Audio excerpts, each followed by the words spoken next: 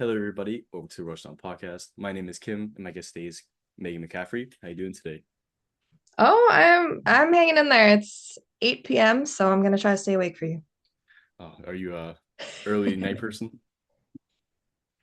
Definitely used to be nights. There's a lot of tournament days, I think now that start at, especially when I'm setting up stream Mhm. with Mitch, will come in at, like 6 a.m. So I'm trying to train myself to be a little bit more of a morning person and get into that routine, but it does not come naturally to me at all. Nice. Yeah. Are you going to kick off? I'm not, no, I haven't done a DT tournament in a little while. They did decide to use Dodgeball Hub this time around. So I might have to pencil in the clash. I've had a couple people ask me if I'm going to that one. So yeah, we'll see.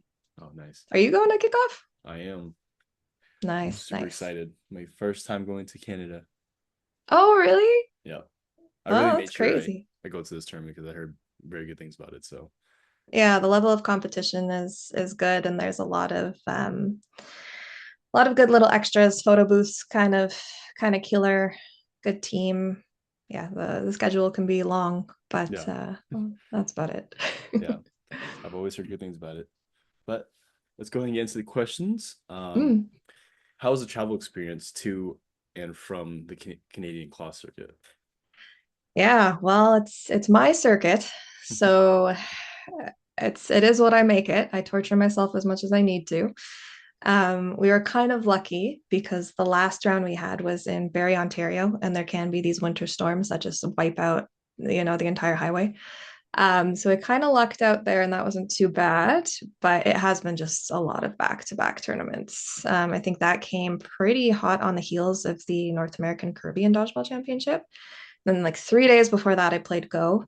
And then the week before that, maybe a week and a half before that, I was coming back from API in New Zealand. So it's been nice to have a break since then. But Yeah, yeah, for sure. yeah. Sounds like you haven't been home like at all that past month. Yeah, it's a theme, honestly. I don't actually play in the local league here because I just can't commit. I'm never here. So yeah, it's unfortunate. Nice. Mm. Well, how did your tournament go?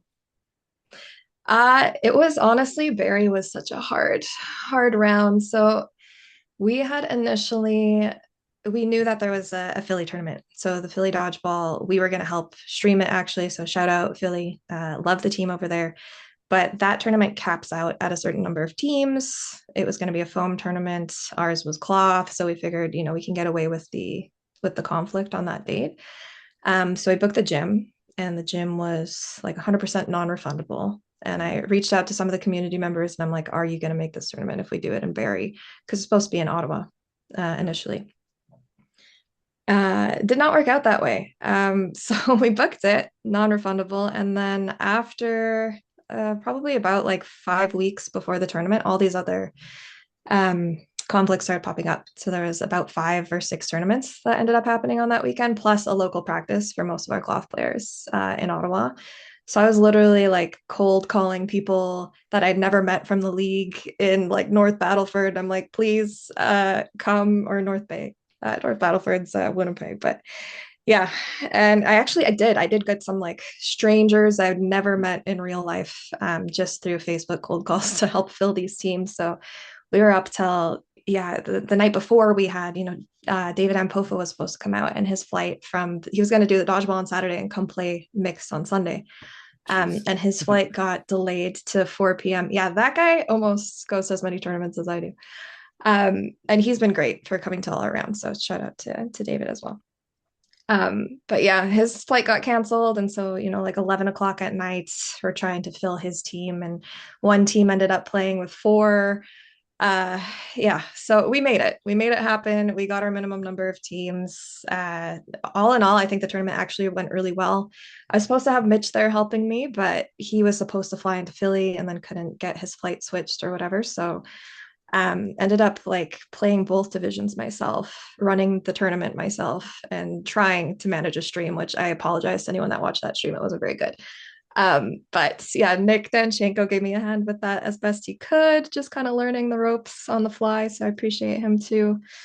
Um, but yeah, if it wasn't for, I mean, I have to kind of I have to give Max and ourselves a little pat on the back there, because if it wasn't for the software and I was behind adding score sheets and stuff, it would have been a colossal nightmare. There's no way I would have managed. So yeah, thank you to everybody that came. Every single one of you was instrumental in making that actually happen, and everyone that volunteered their time. I really appreciate it. I ended up posting like a Starbucks gift card QR code for everyone to just like use with like $300 on it. So yeah. That's awesome. Mhm. Well, it sounded like a nightmare, but it seemed like you got through it somehow. Yeah, it was our hardest round for sure. The other rounds went much more smoothly. We still haven't sold one out yet, so I'm hoping to do that soon. We've come close. Yeah. But next year we've got some exciting things in the works. We're looking at actually expanding it from Canada to continental. So we had some leagues reach out in the US.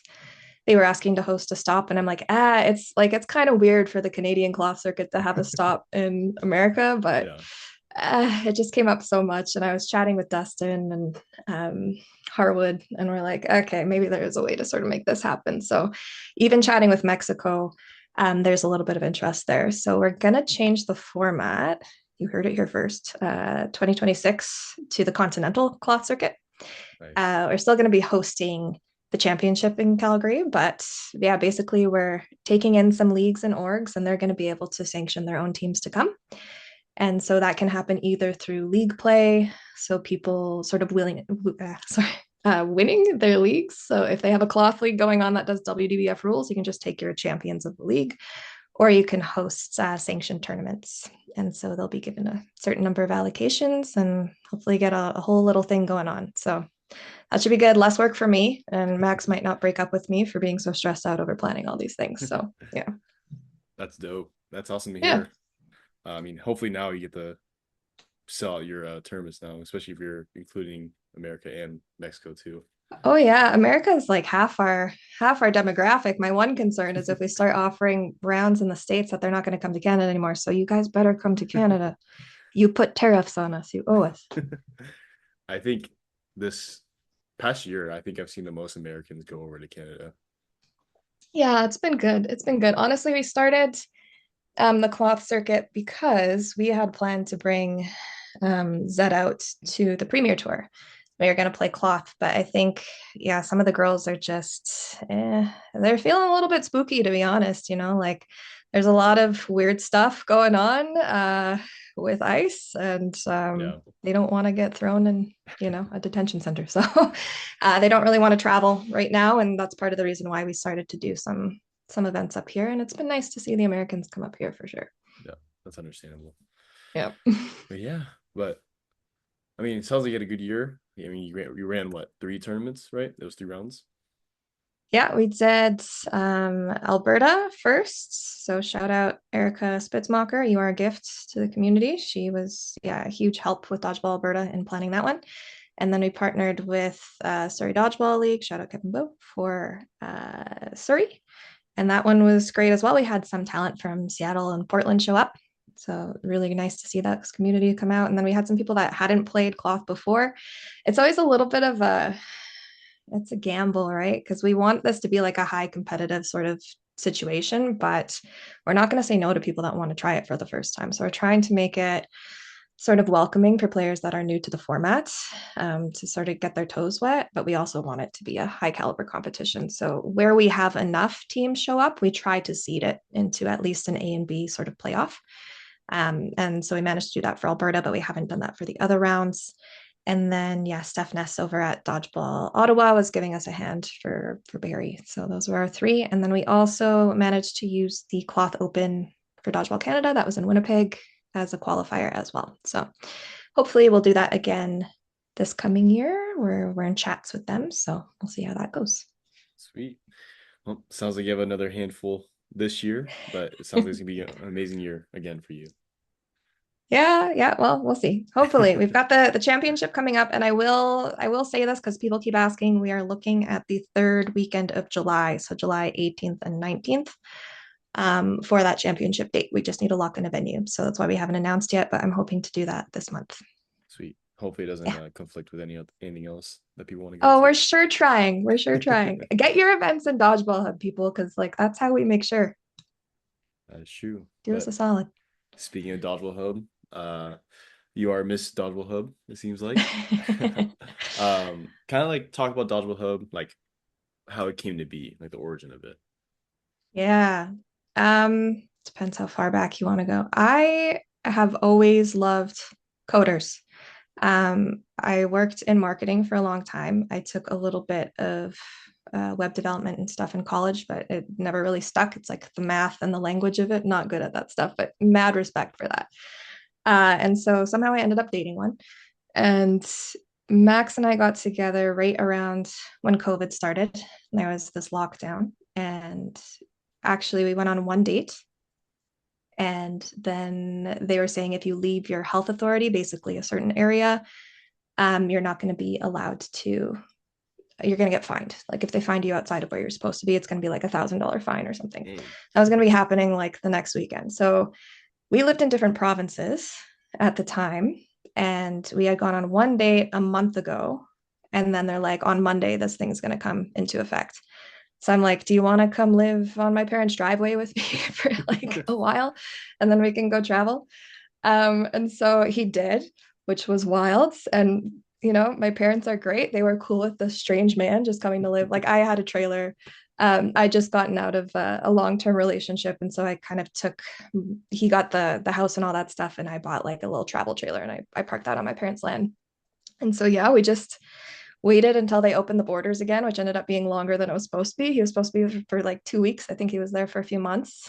And then we traveled across Canada, and tried to stop in all the dodgeball sort of quote unquote hubs around the country. And the first major tournament I think we played together would have been API in Malaysia. So we went out to Malaysia. That was my first time at API. If you guys are complaining about the heat at Graz, oh my God, Malaysia was a whole other level. I thought I was gonna die. I Yeah. actually like I played 3 points and then I got to sit and I'm like, I am gonna not be able to go back on the court and it's gonna be so embarrassing. Yeah, it was bad, bad, but core memories were formed.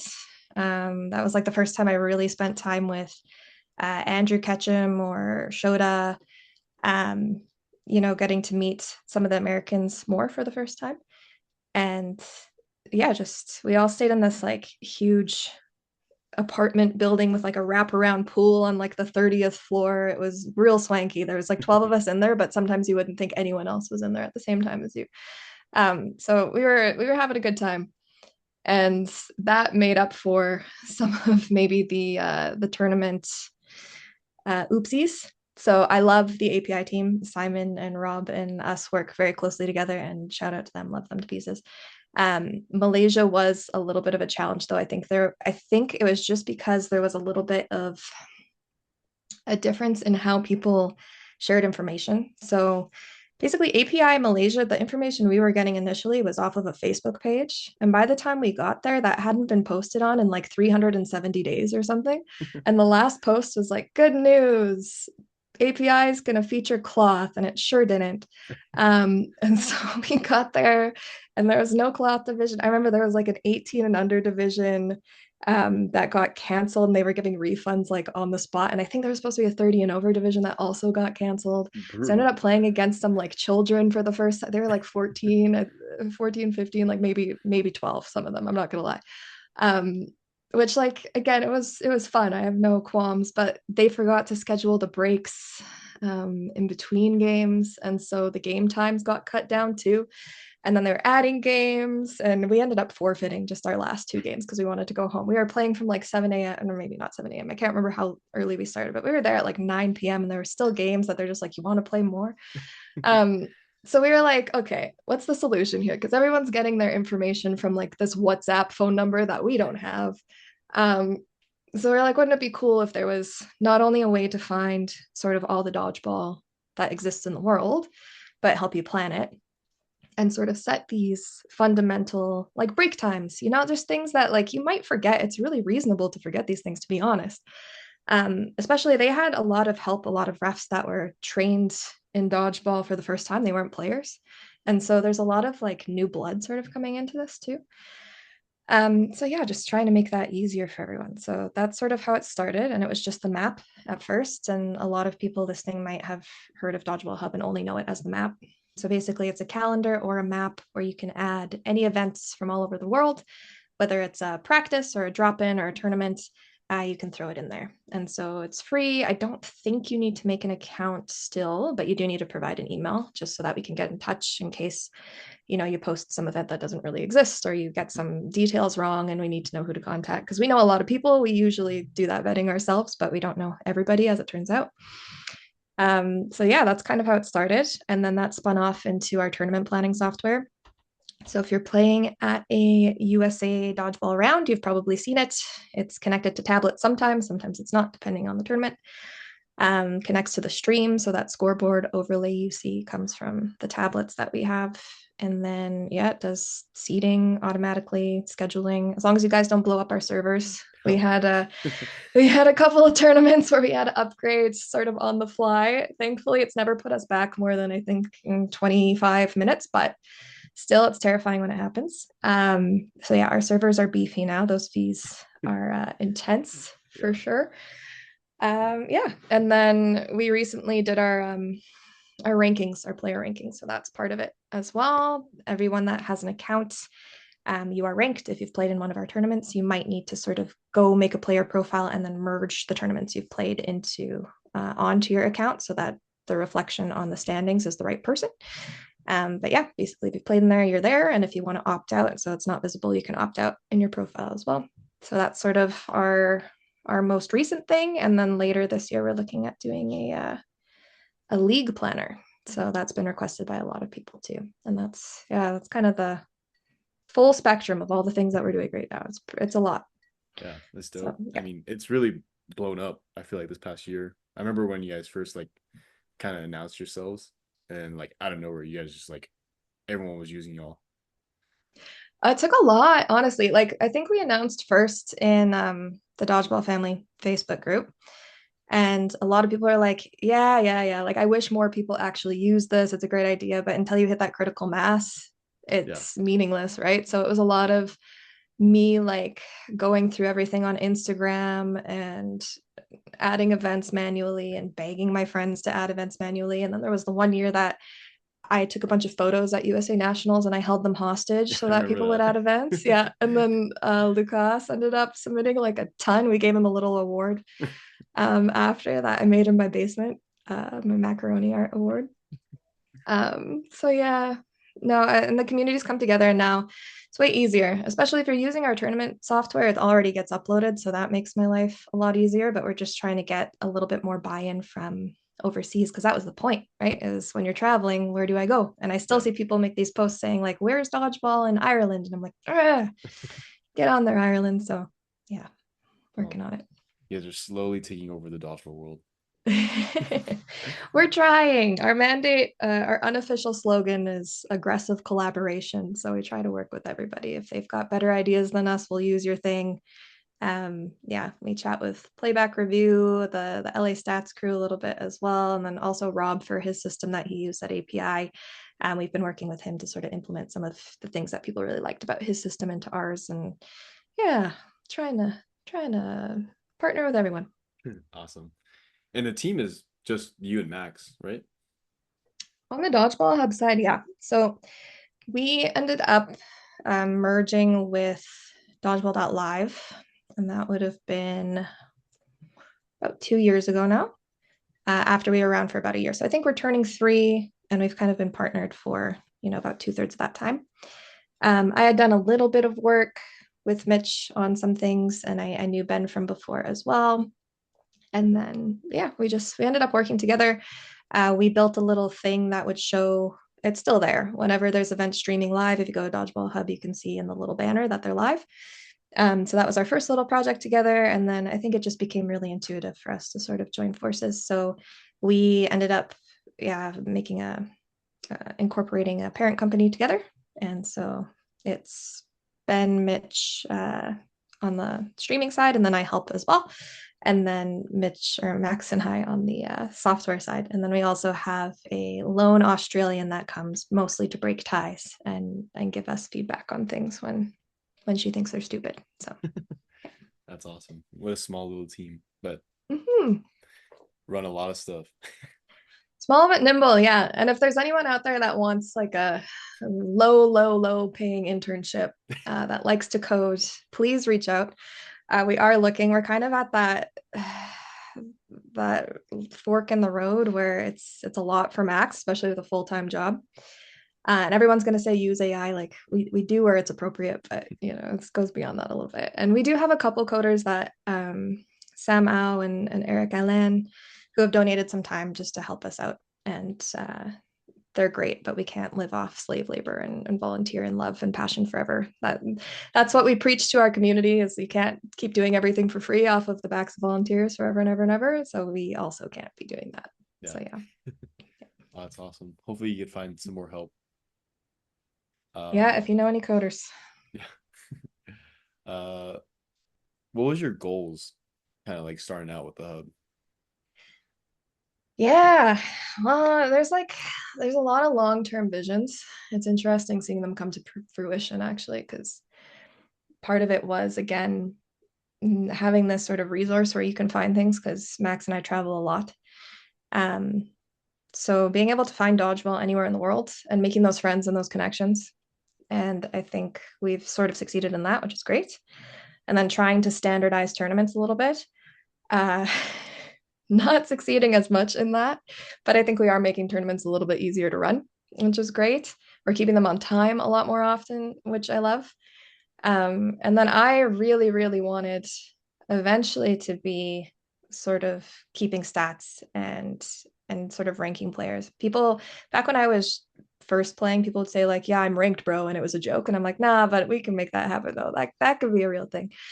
Um, so for now, obviously, like it's going to get better as more tournaments use the system and we get more data in there. But we're going to use that data to do a 2027 draft tournament. So we're going to take our top 100. We're going to do a little draft tournament invitational and then hoping to get decent cash prize for that.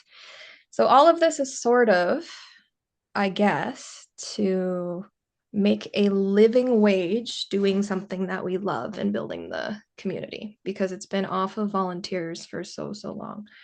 The living wage thing, not there yet, so that's still a work in progress for sure. I know people like to bitch about the $5 memberships, but I promise we're not like Scrooge McDucking in a pool of gold. It's a drop in the well for all the stuff that we've been paying for out of pocket. But it is getting profitable. This is a profitable year, which is nice. So Awesome. I'd like to see that. And then if it can get to the point where it's making a decent amount of money kind of across everything that we're doing, then we want to be streaming for free. Sort of the dodgeball.live side. And we want sponsors to be buying that service from us basically or that content from us. And then then we want to evangelize the word of dodgeball and sort of get more exposure out there. So it's really to grow the sport.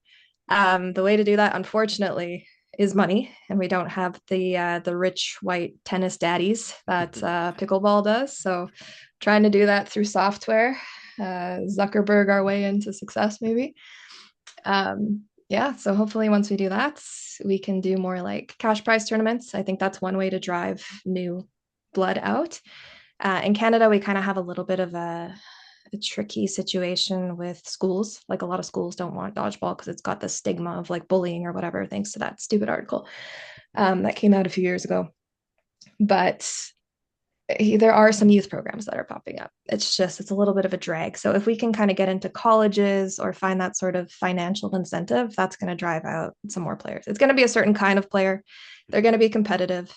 Some of them are probably going to be douchey. They're probably going to cheat. We're going to need better refs. Yes, I know all these problems are going to come, but it's one avenue. I think that's going to grow the sport, and so ultimately, that's the major goal.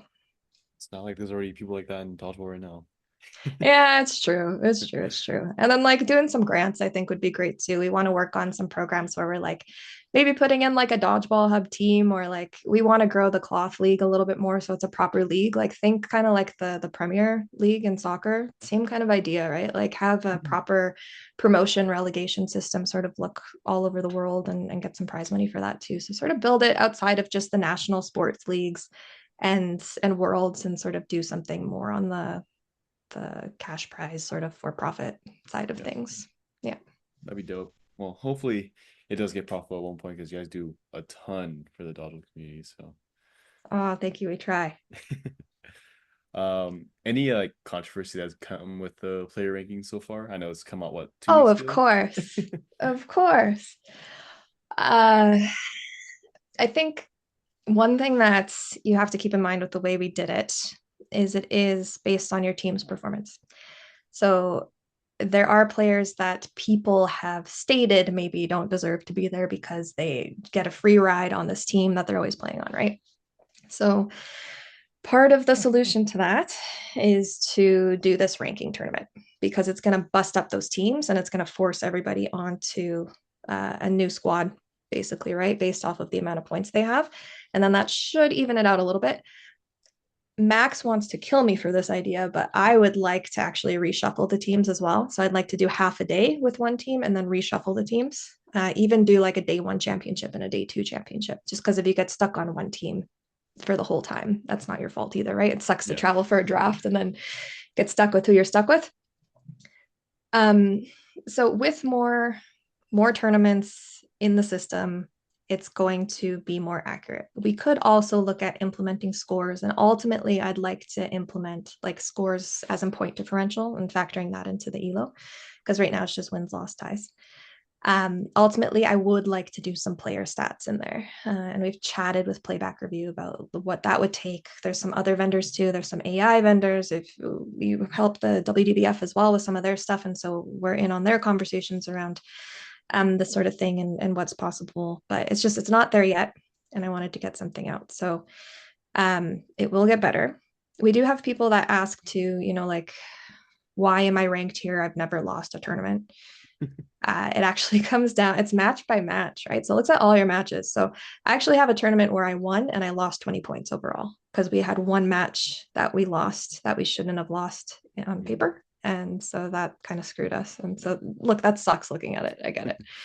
Um, if you want to do really, really well, I point to Nick Danchenko, because he plays with a lot of different players on a lot of different teams and he does really well. Yeah. So that's how you do the best. Another way is to play on the same team that wins a lot. That's probably going to get you the second best. And then if you do what I do, where you play with everyone at a lot of things, you're going to be very mid. So yeah. That's awesome. Oh man, you just keep adding more and more onto y'all's plate. Yeah, I know it's poor Max. He's actually taking a year off playing this year. So everyone send him good vibes and send me your complaints and I will filter them through kindly. We actually have Dodgeball Hub / feedback as well if anyone wants to request features or give feedback that way. Um, rather than busting up the inbox, but you can also bust up our inbox. It's okay. That's awesome. And did you ever expect it to be where it is today? I was cautiously optimistic. I think the number of times I have to have the dodgeball is dying conversation with people, and just tell them to shake their head blows my mind. Because look, I've been playing for like 15 years now, which feels gross to say. Um, and every 5 years, someone says that, like this community is going to die as soon as these people retire, it's gone. Look, it sucks when I don't have youth programs. It sucks hard. Yeah. But overall, I've been a part of putting those stats together for the WDBF. We've seen the growth just on our platform alone. We know how many tournaments there are, how hard it is to plan. Um, it's so competitive, the tournament season now. And like, yeah, it's a lot of the same players going to tournaments, but I meet new people at every tournament I go to, and I go to pretty much every tournament that there is. Um, so yeah, I did think it would get this big. I think it's going to get bigger. Um, I'm tired of people saying dodgeball is dying and there's no money to be made here, or the sport's never going to grow, or the sport's never going to be in the Olympics. Like and look at your own community and like see what you can do to kind of grow that. And that's where you should put your focus. But overall, globally, there's a lot of growth. So I'm optimistic. I have to be because I don't have another job now. This is my only thing. So Nice. yeah. Well, hopefully it does really well. I mean, it's already doing super well as it's been going on for the what couple years it's been going on. Yeah, well, the tournament planner has only been launched for, I think the first event that it's not the first event we used it at, but it's probably the first major event that most people have gone to would have been the thing 2024. So that was sort of our major event launch, I guess, for most people's purposes. And we've got like 40, I think we had 40 tournaments last year use it, which is nice. It's a decent number. And I think that'll go up from like 4 the year before, right? So there's definitely a lot of increase and the traffic on the website, holy shit. We had some people come to us about buying ad space on the site the first year and we're like, look, I'm not gonna mess around with you. We got like 800 visitors, like it's not it's great, like 800 is great, but that's not what you're looking for. And it was up to like we're gonna hit 1 million this year for sure. It was like 625,000 or something last year. It's crazy. um with like on tournament days we have usually an average of 1,000 active daily users. So um it's definitely growing and the expenses are growing with it, but Yeah. yeah, no, we're happy to see it doing so well. The babies, and it's coming from all the advocates that we have too. So like it's players requesting it. We have some tournaments that are run by people that do not like us and they're still asking about using the tool, right? Because like the players are like, why is this not on Dodgeball Hub? So everyone that does that, I love you so much. Thank you. Yeah, I mean, I've been using Dodgeball like at every tournament I go to. I feel like and it's been so convenient just to be able to see the schedule on your phone. So Yeah, thank you. And I mean, when it first launched, I'm not gonna sugarcoat it. Our mobile experience was not great, but Max has done a lot of work on that, and it's getting better. We just launched a new iteration actually, so it's if anyone is confused, I will explain it to you. Just reach out and we'll fix that. I promise it's better now. Different is scary, I know, but it's better. that's awesome. All right. Well, now questions for yourself as a dodgeball player. Uh, Yeah. where did you start playing dodgeball? Oh man, I started playing a long time ago.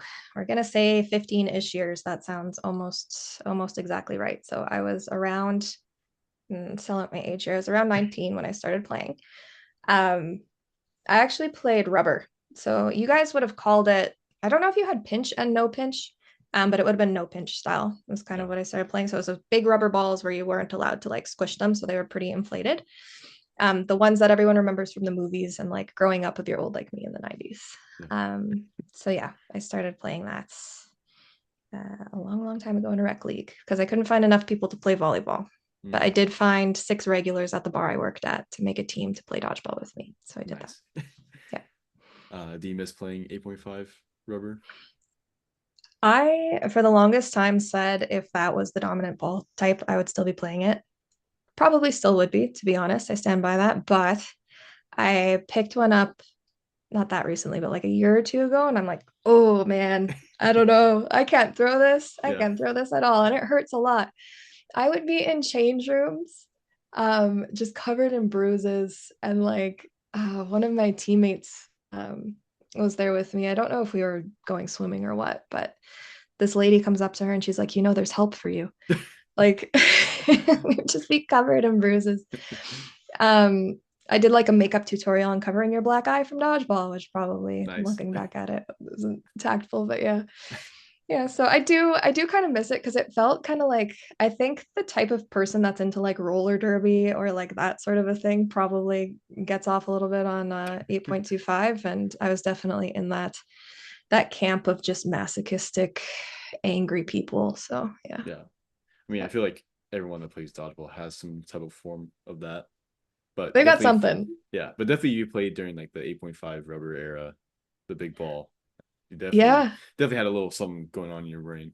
I think everyone's got a spicy brain. I was talking with Lynn Kirkpatrick at one point, and she was like, "Yeah, I think it this sport just draws people with ADHD. She's got it. I've got, I think everyone has it now, but um, someone else brought that up recently too. So maybe there's something to it for sure.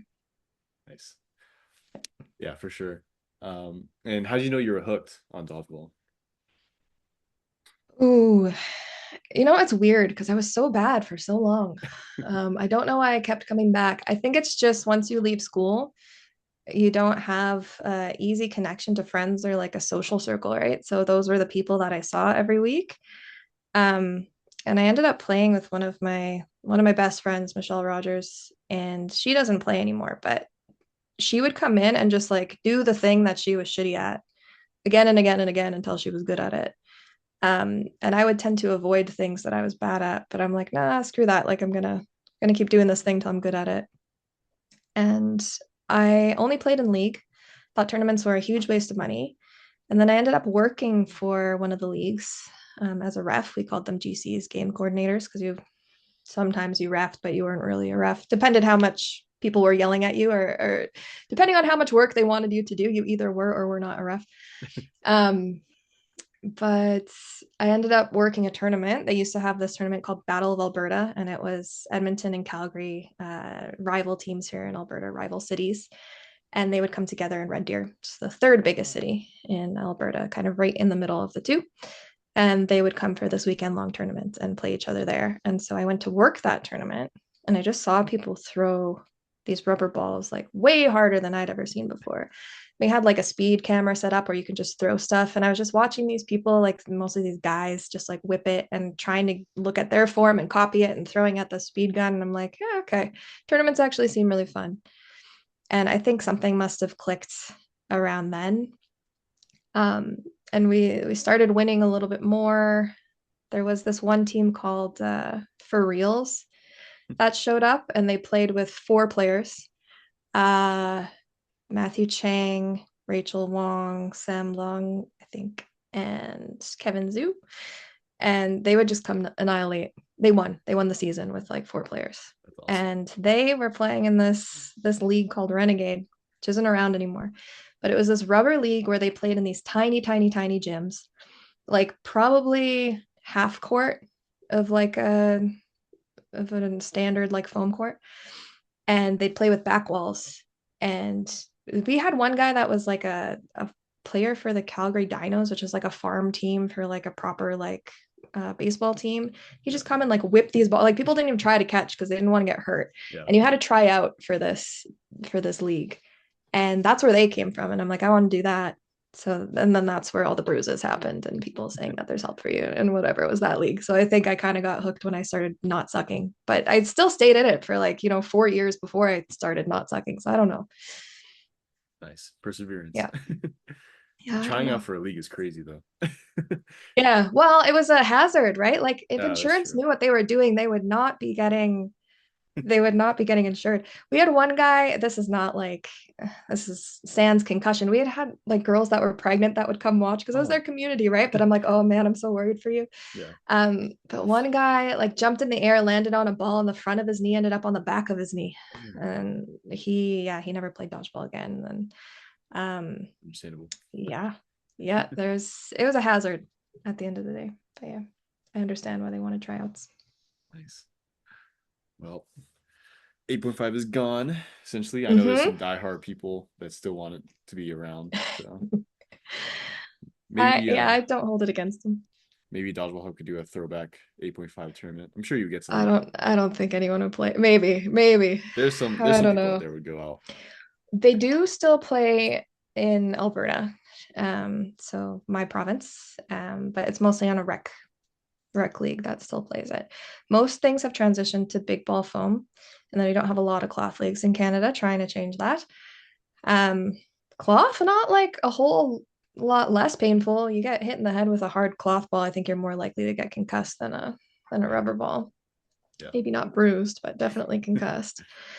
Even those the little nose sting balls, I played Sin City, and somehow we ended up against Andrew Ketchum 5v1 and we had the back wall. So we just kept firing these stupid balls against, and if he missed, he just got the Yeah. refund anyway. And I had a clean block on him, but the ball had like bent around onto my fingers and bruised all my knuckles. So like, yeah, rubber in any form, I think, is a little bit dangerous, but Yep. yeah, Oh, there's a love for it. yeah. Did you Like, ever play rubber? yeah, that was the dominant ball type for the US for before COVID. So Yeah. played a lot of that. That was such a crazy era. Would you It was go like, back? oh, I would love it. But I can't imagine playing now because like we used to play so close. It was like 20 feet, 25 feet, I Yeah. think. Yeah. Like me and my team, we talk about it all the time. Like, I can't believe we used to do that as kids, playing against like Yeah, it is these terrifying. playing against adults in their prime. It was wild. But it was super fun. It included a fear factor, which played a Yeah. little bit into the game. So Right? You're like, it really activates that fight or flight response. It's like, that's the closest you're going to get to being hunted in real life, I think. So I think part of our animal brains just like it. yeah, but that has come and gone. Now we're on foam and cloth. Mm. We've made it to international. Yeah. Yeah. The journey to foam. Um, so I was playing Renegade, that league. And this would have been the second year, I think, that Canada had a national championship. And it was coming up, I want to say it was Halifax that year. Had been Toronto the year previous, I think. And so Edmonton had been the only city that was playing foam. And I think that was primarily because Dwayne Wazinski lives there. So the president of the WWF and the president of Dodgeball Canada. So they had transitioned sort of over to the WWF formats, and they had sent a couple players got picked up from like a tryout, and they got to play on this like mishmash team from Canada. So they got to represent Canada on like a mixed team. And so Edmonton brought that back, and they were sort of like the city that did foam. Calgary was still playing rubber. And so they got an extra allocation for a team for nationals. And they were just like, you know what, Calgary, you can just have it. We're excited that you guys are playing foam now. Just take it. And so we ended up going to nationals. We had one practice with the foam balls, which fly very different from the rubber balls. And I think we got second last. Not going to call out the last place team, and they're also pretty new. But it was an experience. I got to play with a lot of my rubber friends, and then that's when a lot of them dropped off. They're just like, this is either they stayed playing rec, they switched sports, or they stopped playing altogether. Very few players from there transitioned to foam successfully. There are a handful that, like, even from my first team from like the bar, there's still a guy that plays like national level Oh, on foam. nice. Yeah, yeah, yeah. But most of them quit and retired. So then I ended up moving to Victoria. And then there they already had a foam league, but it was always like building something new in a new community. So Calgary was a new team, Victoria was a new team. We had a second year with Team BC, but then we had a backfill with a lot of players from the mainland. Victoria was like the city that tended to have foam, but mainland was playing this big ball foam, which is very big here in Calgary too. Tournament of Champions, if you've ever been to that, that's their main like flagship tournament. And Calgary here, actually, they used to pay the winners of their league to go compete in that tournament. So it's like it's a little bit of a dodgeball cult. I Yeah. think each community sort of has their own. Um, so yeah, I played in Victoria for a little while, and then we had to rebuild a whole team with players that usually play that big ball style. And then it was back to like second last place when we had like finally almost made playoffs with the team. Then I finally ended up playing with Thunder, which I think they got bronze the year before or made it to the bronze medal match at least. And then half those players moved away. So it was another rebuild year. And I've built so many teams from scratch. I think this is the first year where I'm coming on to like a properly established team that has a history of doing well without me. Nice. Um, yeah, that hasn't had a complete overhaul of all their players. So we'll see how it goes. And then yeah, cloth just came because it was something I had a chance in. But it sort of spun off into a little bit of a love. I think it plays really well into that rubber mentality. It's fast paced, right? It can be. Yeah. I think it should be if you're playing it well, but yeah. Yeah. It transitions well from the rubber style. Uh, but where do you play now? I know you don't really. You said before you don't play in leagues anymore. But do you play at all, or how often do you play in your community? Oh, I still play a lot, but it's all tournaments. Yeah. So I abuse my body and then I need to recover and then I go abuse my body some more. It's yeah, it's really, really great on the shoulder. But I'm getting better. Trying to get back in the gym. I had a like minor surgery about 13 months ago, so that took me out from throwing properly for like 8 months. So I lost my gym routine. I got real fat, and now I'm just trying to like get back into it. And it's hard when you're constantly traveling because you're like in planes and the time zone's changing, and your food's always just like whatever's there. So yeah, starting to get back into the habit a little bit, but there is a league here called Boss and they play the big ball style. There's not like a consistent 7-inch league. Someone tried to start something. I think it's more of like a drop-in that kind of happens right now. And then I think we'll try to get 7-inch back up sort of more fully. And I'd love to get cloth going here. And I have some of those old rubber people from Renegade that want to come if I play cloth. Like they came to try out cloth and they came to one of our tournaments. So, and they translate so well. They did so great. Nice. Um, yeah, so that's kind of what's going on here. But for the most part, I'm in tournaments. So I play a little bit with everyone. Zed is the club team there. So I put that together again just so that the Canadian girls could get some reps because there's not a lot of cloth here.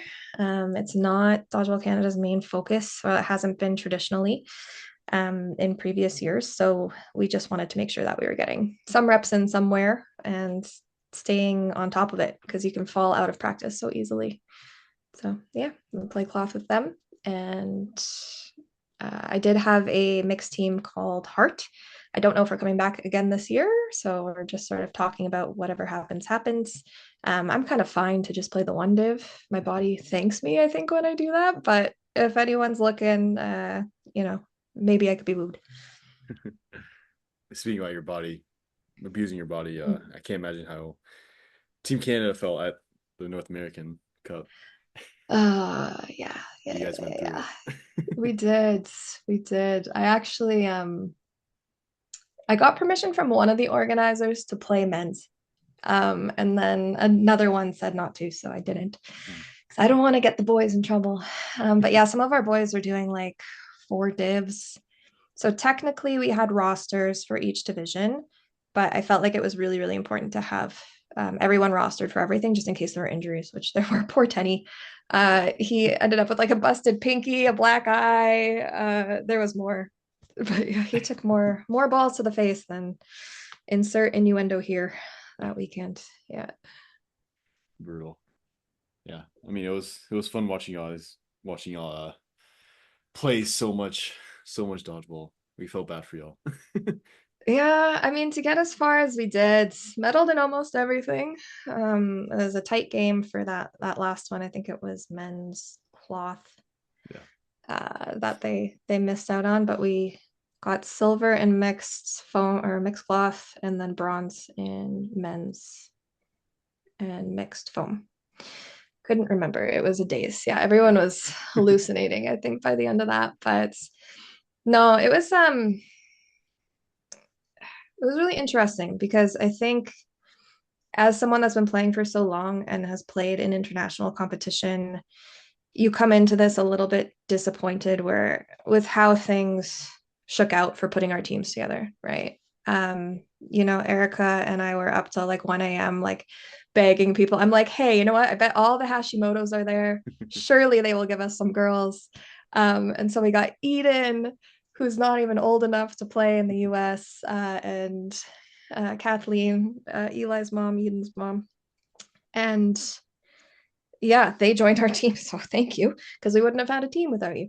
And then Abby ended up being a last minute addition as well. Abby Lee was like a very welcome second day addition for all of us that were dying. So yeah, you get a little bit like you mourn what could have been because I had pretty much our whole team, like Zed's whole team, and most of us are our national squad members were willing to go initially when the email first went out, and then just communication fell through or whatever, and we didn't get to. And so I kind of came into this like I'm gonna do it because I think Canada needs to be at this competition, and I think there's more reasons than just pride that people don't realize behind why we need to be there. Like it's important for our sport recognition.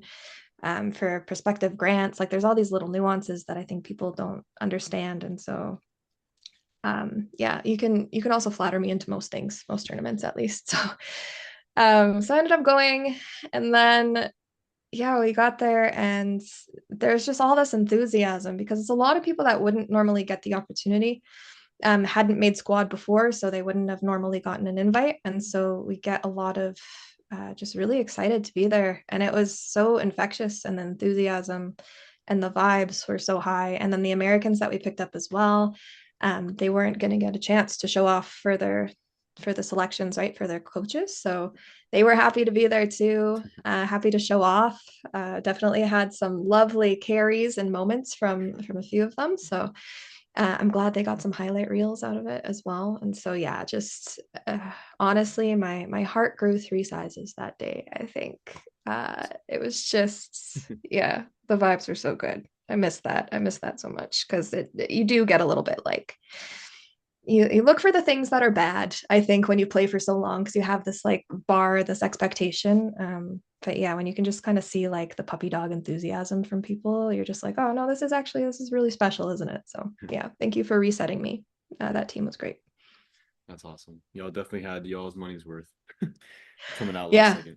yeah, no one was complaining about playtime. Oh, those Yeah. poor guys. Yeah. um, so coming into the sport, did you have any particular players or teams you looked up to or found inspiring?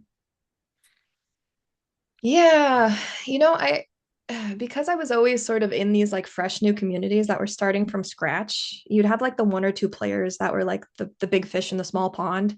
But not like these full teams, because a lot of times it'd be like the one team in the city, right? And then you didn't really get to see these other teams until I got into like the national. So like I think the first time I ever saw players that I'm like, wow, you are exceptionally good and much better than me was probably that Four Reels team.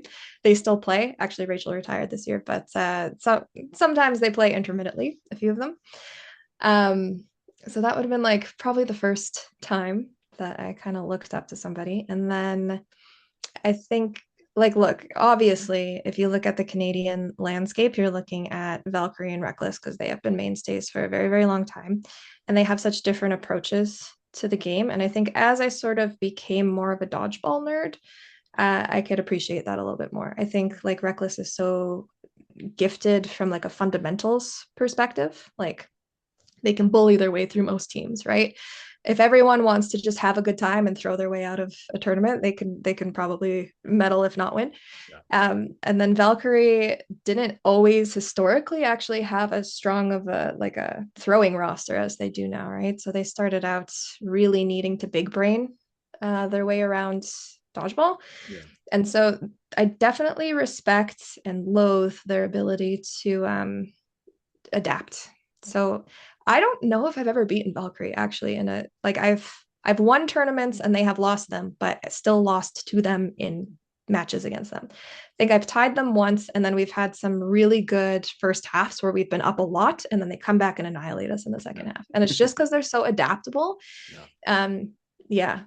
They're talking about adding more structure around times between sets or at least between halves. And so giving them that opportunity to talk more, I think is going to be detrimental to everybody else. So yeah, I think shout out to all my friends on Valkyrie. You are annoying and I love you. Yeah. Awesome. And can you kind of tell me your journey leading up to your current club team? Yeah, I feel like you got most of the Yeah. history, to be honest. It was rubber, and then it was foam, and then it was a little bit more foam, and then it was cloth. I think yeah, I've played on a lot. The main changes that we sort of had since I've been in Alberta again, um, were around the women's competitive program. So we had a bad year, Alberta as a whole. Like I don't think most of the teams did very well at all. And that might have been the year that Rack Attack didn't qualify, which is the team I'm playing with this year. Um, they it was like I'll kind of diverge here a little bit. There was a little bit of a weird tournament. There was a year, I don't know if you know Kyle, we called him Kyle B Cal Brisebois, but he Mm. died a few years back, and his number was 34. And the girls kind of joked because they were selling these little wristbands that had, like I have one. I usually wear it. I don't know where it is, but it's got his number on it, and like in our memories or whatever, right? And that was the year that the teams that Kyle coached, and then my team, which was a couple players that he coached, qualified, and then the team that was Alberta A the year before didn't even qualify Mm. to go to nationals, and they ended up selling 34 of those wristbands. Wow. So they were kind of like, oh, is it like, Yeah. maybe he gave us a little bit of a help. So it was a weird year that year, but basically we all qualified and no one did very well. And so we had a conversation around like, do we want to do a province-wide sort of combine and then draw out an A team and a B team from that? And all the captains from all the teams got together. Don't think Rack Attack was in on that one, but they were invited. And then they came up with this Alberta competitive women's dodgeball program, and they sort of drafted teams. And so that was the only part of our journey that was like kind of different, and it's still ongoing. So they draft two teams now, Riot and Requiem. And since they did that, actually, everyone performed really well. I think all of Alberta's teams made it into the top tier last year for nationals. Clubs now, former nationals, the more competitive one with more teams. Um, so yeah, they did really well, and I was gonna probably take a step back this year for a variety of reasons. And I told the team that I wasn't going to come back because I didn't want to do a tryout. I didn't want to add more stress to my life. Like, I look realistically, I knew I was probably going to make a team, but I just didn't want that feeling, didn't want that anxiety, didn't want that pressure. We do a lot with the hub and with Yeah. traveling and with USA, and I was just, so I couldn't. And they were really understanding or whatever. And so I was just going to sit this one out. And I ended up reaching out to Yvonne from Rack Attack. And I was just like, hey, if you know any like new Calgary teams that are struggling to fill a roster just so that we get more representation and more women come out, like, I'm not going to go back to the women's program this year. And then she kind of told me that they were looking for players. And I'm like, well, I'm not going to say no. It's a good team.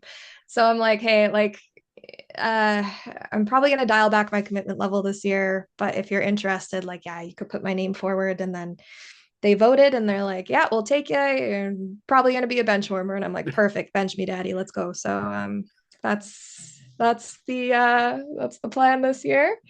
We've done a couple tournaments, well, one tournament together, and yeah, I would love for them to travel to the US, but I don't think it's gonna happen. We are gonna do the thing. And last time I played with Rock Attack at the thing, we won. Yeah. So we'll see. That was a crazy year. Yeah, yeah, Yeah. it's pretty wild. Crazy win.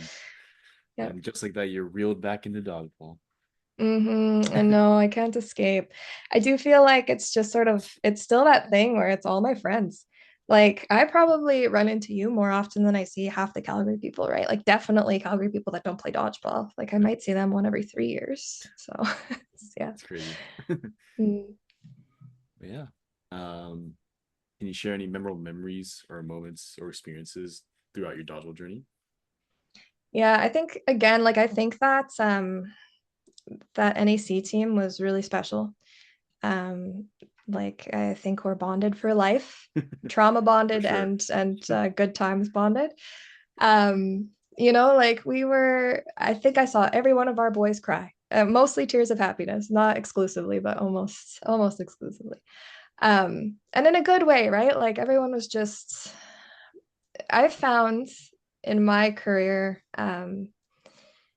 even though I've sort of played in a lot of places with a lot of teams, a lot of guys are not open to hearing feedback, right? And it's not that I'm going around like trying to give it when it's not asked for, but we'll be in a huddle in like a mixed team or something, and I just feel very discounted a lot of the times, right? And I get it. Like I've also played in communities where someone wants to like coach, like an actual coaching role, and you play against them, and you're like, but like I can school you.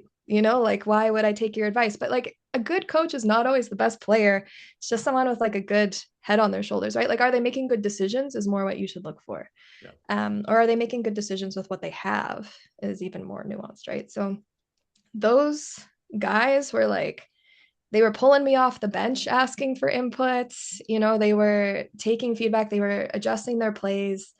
Like I was not there as a coach, but they definitely threw me in that role. And honestly, like I'll probably do that next. I think coaching is probably next in the career. But yeah, they dragged me up to get a medal with the boys too for men's.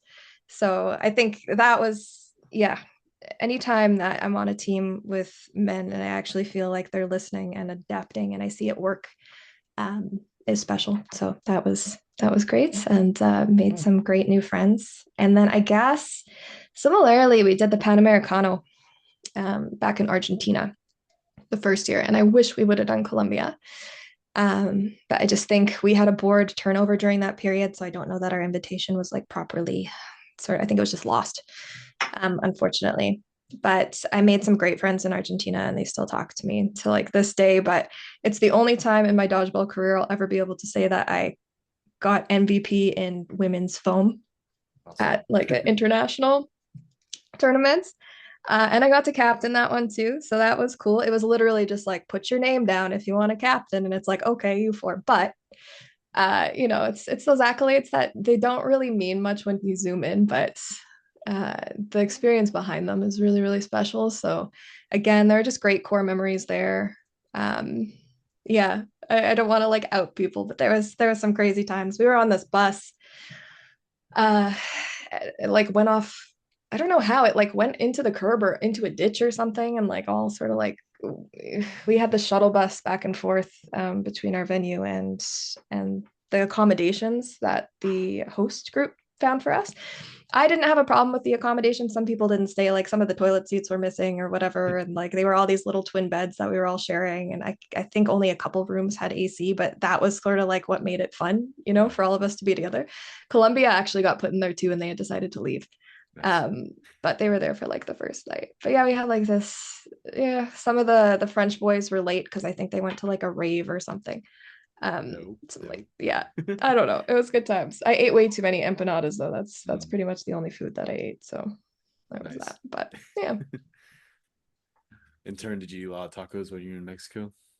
Oh hell yeah. Yeah, I actually discovered tortas Mm, for the first time. So that was an experience. I didn't get sick. I was pretty risky. But managed to not get sick for the most part. I think a couple people on our team were not so lucky, but nothing that took them out for like a whole day. So yeah. there's that. What was the other thing? Oh, suadero. So like suadero tacos are like a special sort of cut, sort of similar to brisket, but you can't get it most places. And I've gone to butchers here and I'm like, can you do like a suadero cut? And they never know what I'm talking about. So like having that in Mexico is cool too. Yeah. Awesome. Yep. Um, any specific milestones or goals you would like to achieve before you hang it up? Oh man, like for a while, wanted to do TC foam.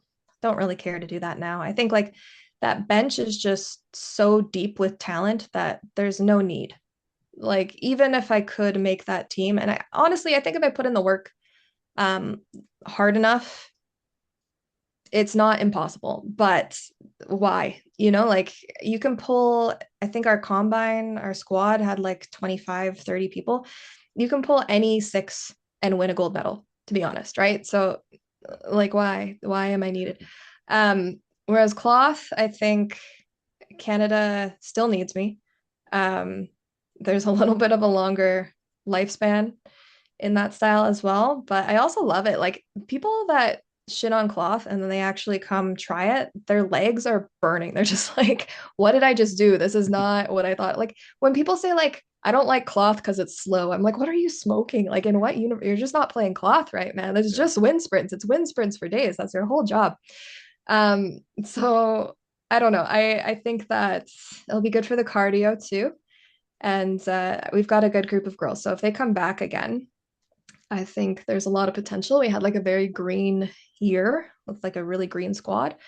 But they've been putting in the work. A lot of them have been playing with us and doing the tour stops and coming to the CCC rounds as well. So I think there's potential there for us to medal at least. So I think that's on the list for sure. Like a medal at Worlds. I don't even need a gold one.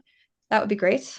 Gold would be great though. I think we could honestly. Like the teams that have won, we've done okay. We've had rounds where I'm like, man, if we would have just adapted a little bit sooner, if we would have just figured out their strategy a little quicker, because by the time we did, it was like 5 points in a row. Yeah. I think it's possible. Anyways, the long short of it. And then I used to want a medal at nationals too, but I've just been on these rebuild years over and over and over again. So this might be the year for it. Um, yeah, maybe we can win nationals. Let's put that back on the list. And then after that, I'm just gonna start coaching stuff. We'll win a medal by coaching. That's how that's gonna Nice. go. If you could choose what team you want to coach, which one would you coach? Mm. This is tricky for me. It's like the same as when people ask me, what do you like better, foam or cloth? Um, Same answer, kind of like with foam. I feel like I have a bigger arsenal. I have more decisions I can make and more ways to adapt and more, yeah, just more options. I feel like with cloth, I'm still learning things, right? Like we went to API and we don't usually see Hong Kong cloth players come out just because of the history with the WDA and the WDBF. Yeah. Out in, I think, Hong Kong, those two didn't really get along. And so the WDBF really never picked up cloth, to my knowledge, out there as much. So we're seeing these players we haven't seen before. And I'm commentating the mixed final, which might be Hong Kong against Hong Kong. The women's was. I can't remember what the mixed final was. But we're watching Hong Kong play and they're throwing like 3 balls, all their balls at one target. And I'm like, oh, clearly miscommunication there. Then they did it again. And I'm like, huh, interesting. No, very clearly a strategy, actually, we learned. And probably a strategy that would have helped us a lot when we were playing Hong Kong, because I was playing with a lot of the girls from Flex. So, Amazonian tall women with strong arms and can catch, but they're also like 8 feet in the air. So it's Yeah. hard to catch when the people throwing at you are like aiming for your ankles, right? Like their blocking is so good and their catches are so low. Like Lou was making some crazy catches, Luann, but like she had to dive for him, you had to get really low. Yeah. So yeah, I think throwing 3 balls might have solved the problem if we could just get back and survive after. I don't know. So yeah, always learning more in cloth. Um, but do I think there's competent people that could probably coach foam? Yes. And do I think that I would have the respect from all the players on foam? That's the real hard part, right? Is like a lot of those players, they play against you all the time, and it goes back to what I said before. Like you might have someone in a community that's got a really good head on their shoulders, but is not gonna throw, 100K if you're a woman or more. Um, and that's a difference maker for some people. So I think Yeah. cloth would probably be where I'd end up, which Nice. is fine. Yeah. Well, maybe one day we'll see you on the sideline as a coach. Yeah. Hopefully I have a few more years left of me, but we'll see. Who knows? That's what everyone says. Maybe Dodgeball Hub just took off and you're just making buttloads of money. You don't need to play anymore. Yeah, but I make the thing so I can play more than I play so I can make the thing. Yeah. Although it does kind of tie me down. I think every time Max is like, you don't have to go to all the tournaments. I'm like, but that's where all the marketing is. Like I gotta hand out stickers. Do you have a Dodgeball Hub sticker? I do not. Okay, next time I see you. I remember seeing them like I saw a bunch of them like when I don't know when it was, but I saw a bunch of them just like out of nowhere. Like when you guys first like start coming around, I was like, those are pretty dope. Yeah, the meme ones. Everyone Yeah. likes the meme ones. Yeah. I started just leaving them on the water fountains. I find people take them like instantly, Yeah. like candy. So yeah. That's awesome. Um, but my next question, if you can go back in time to when you first started playing, what would you tell yourself? Like advice or stuff to look out for?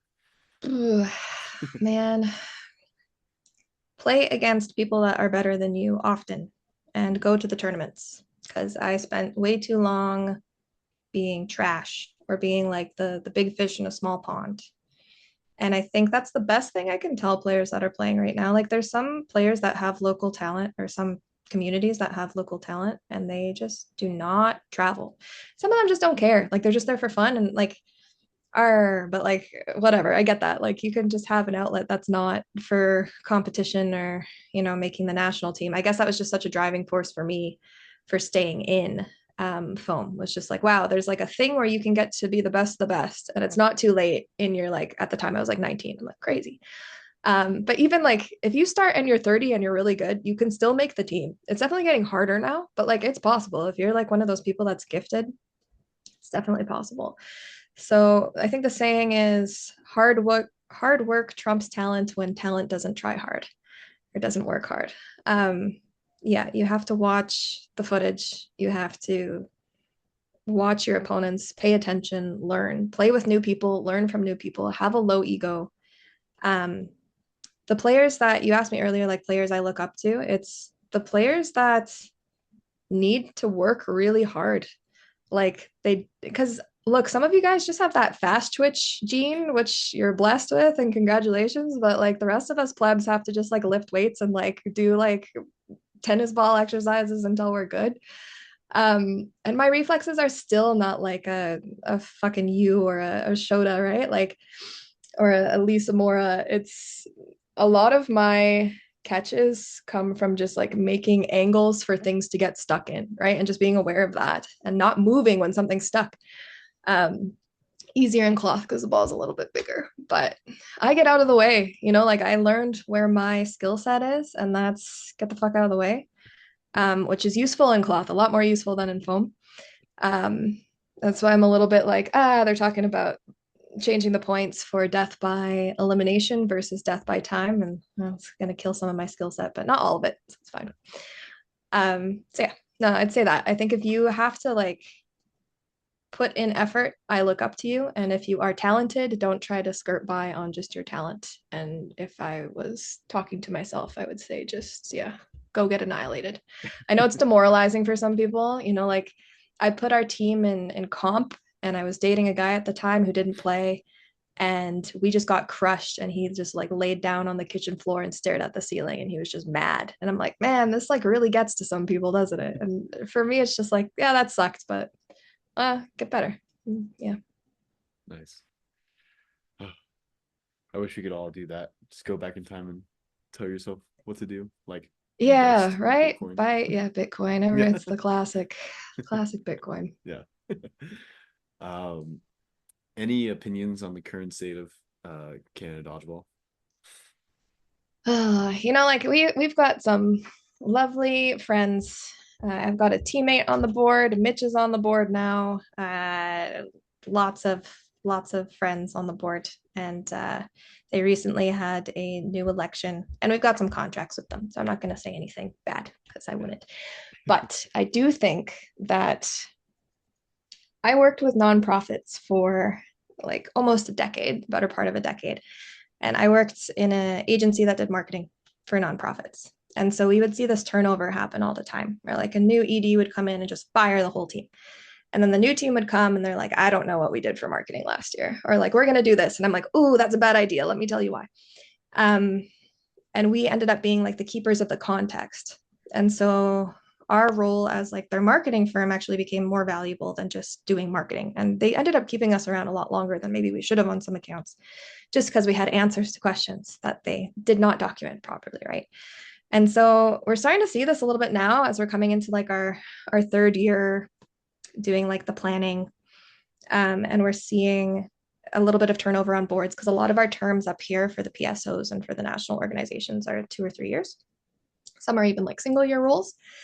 And so people are sort of forgetting, or they just don't know why certain decisions were made, or why things were focuses, right? So I think that there is this tendency with Dodgeball Canada, when members come on board, they really want to focus on the national program because that's where they have the interest or the passion or like the something to offer, right? They have an idea and they want to see it come to fruition, or they don't like how something was handled in the last administration. So they come in, all the focus goes to the national program, and all the energy goes to the national program. But